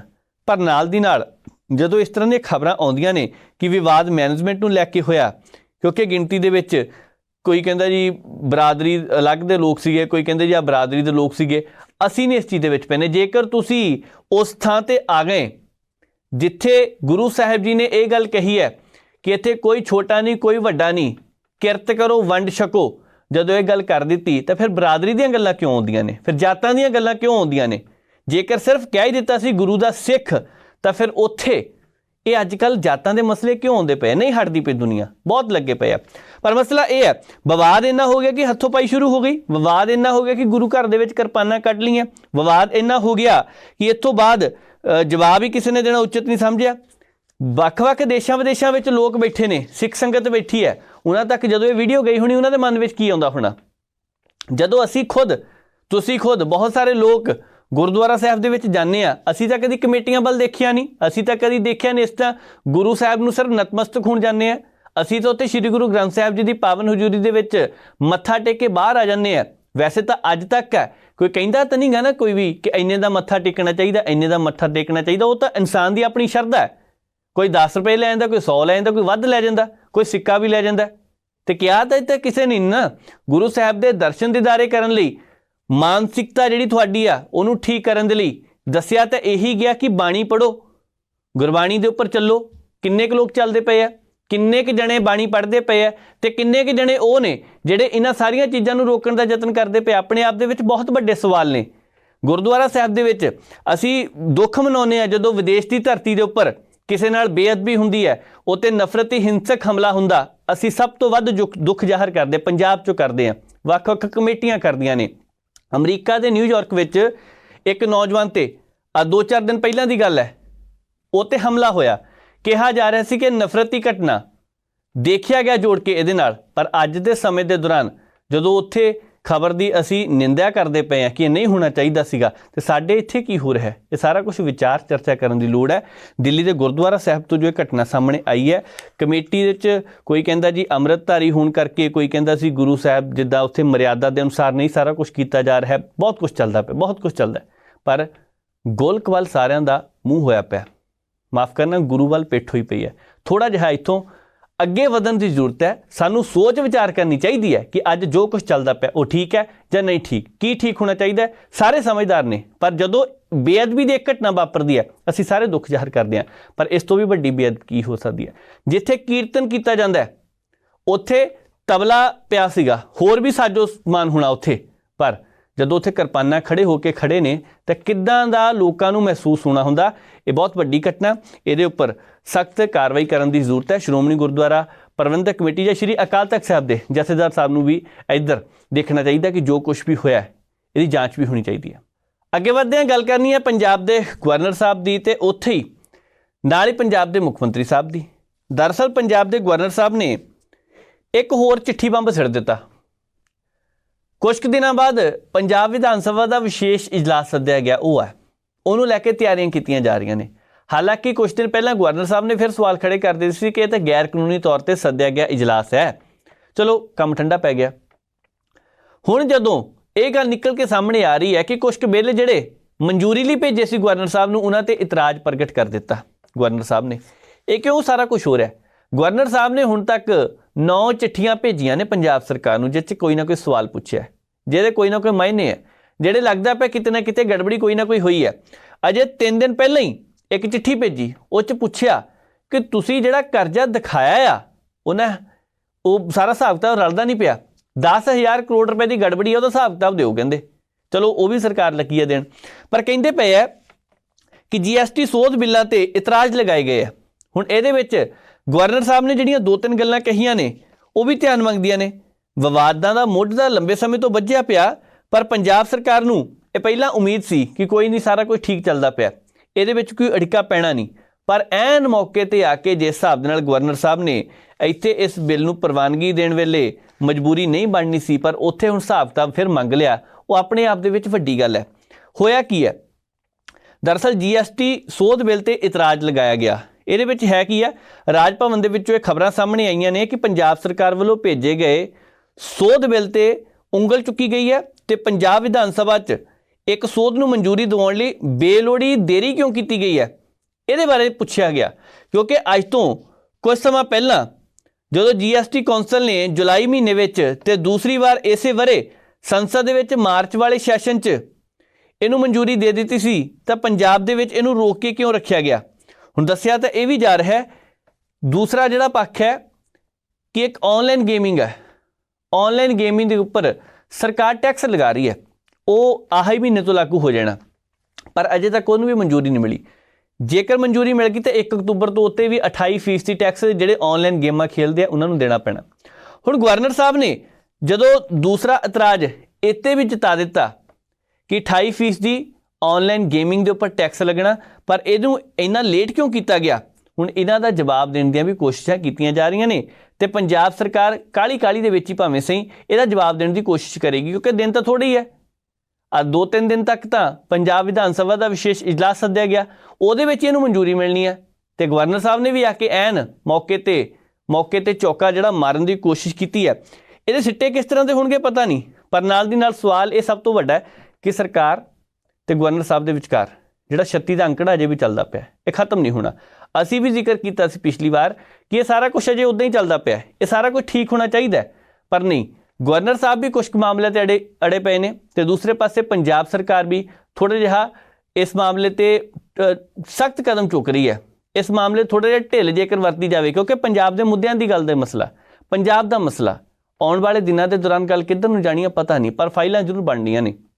ਕੱਲ੍ਹ ਨੂੰ ਇਹ ਫਾਈਲਾਂ ਜਦੋਂ ਕੇਂਦਰ ਵਾਲੇ ਪਾਸੇ ਜਾਣੀਆਂ, ਭਾਵੇਂ ਕਿਸੇ ਦੇ ਇਸ਼ਾਰੇ ਤੇ ਕੰਮ ਹੁੰਦਾ ਹੋਵੇ, ਚਾਹੇ ਆਪ ਫਾਈਲਾਂ ਤਿਆਰ ਹੁੰਦੀਆਂ ਹੋਣ, ਕੱਲ੍ਹ ਜਦੋਂ ਇਹ ਗੱਲ ਨਿਕਲਣੀ ਆ ਕਿ ਪੰਜਾਬ ਸਹੀ ਰਸਤੇ ਤੇ ਨਹੀਂ ਗਾ ਜੀ, ਪੰਜਾਬ ਦੇ ਵਿੱਚ ਬਹੁਤ ਸਾਰੇ ਕਾਨੂੰਨੀ ਤੌਰ ਤੇ ਕਹਿ ਸਕਦੇ ਹਾਂ ਕਿ ਸਮੱਸਿਆਵਾਂ ਨੇ, ਇਹ ਵੀ ਕਿਹਾ ਜਾ ਸਕਦਾ ਕਿ ਪੰਜਾਬ ਦੇ ਵਿੱਚ ਜੋ ਮੈਂ ਸਵਾਲ ਪੁੱਛੇ, ਜੋ ਮੈਂ ਗੱਲਾਂ ਕੀਤੀਆਂ ਨੇ, ਮੈਨੂੰ ਜਵਾਬ ਨਹੀਂ ਦਿੱਤਾ ਜਾ ਰਿਹਾ, ਤਾਂ ਉਹਦਾ ਜਵਾਬ ਅਸਲ ਦੇ ਵਿੱਚ ਕੀ ਹੋਣਾ ਇਹ ਕਿਹਾ ਨਹੀਂ ਜਾ ਸਕਦਾ। ਪਰ ਗਵਰਨਰ ਸਾਹਿਬ ਤੇ ਪੰਜਾਬ ਦੇ ਮੁੱਖ ਮੰਤਰੀ ਭਗਵੰਤ ਮਾਨ ਸਾਹਿਬ, ਇਹਨਾਂ ਦੇ ਵਿਚਕਾਰ ਜੋ ਅੰਕੜਾ 36 ਦਾ ਚੱਲਦਾ ਪਿਆ, ਅਜੇ ਤੱਕ ਵੀ ਉਸੇ ਤਰ੍ਹਾਂ ਦਿਖਾਈ ਦੇ ਰਿਹਾ। ਅੱਜ ਦੇ ਇਸ ਪ੍ਰੋਗਰਾਮ ਨੂੰ ਇੱਥੇ ਸਮਾਪਤ ਕਰਨ ਦਾ ਵੇਲਾ ਆ ਗਿਆ। ਉਮੀਦ ਕਰਦੇ ਹਾਂ ਤੁਹਾਨੂੰ ਪ੍ਰੋਗਰਾਮ ਜ਼ਰੂਰ ਪਸੰਦ ਆਇਆ ਹੋਣਾ। ਜੇਕਰ ਤੁਹਾਡਾ ਕੋਈ ਸੁਝਾਅ ਤਾਂ ਟਿੱਪਣੀ ਜ਼ਰੂਰ ਕਰਿਓ। ਮੈਨੂੰ ਨਵਜੀਤ ਨੂੰ ਦਿਓ ਇਜਾਜ਼ਤ। ਦੇਖਦੇ ਰਹੋ ਪ੍ਰਾਈਮ ਏਸ਼ੀਆ TV, ਤੁਹਾਡਾ ਆਪਣਾ ਤੁਹਾਡੇ ਲਈ।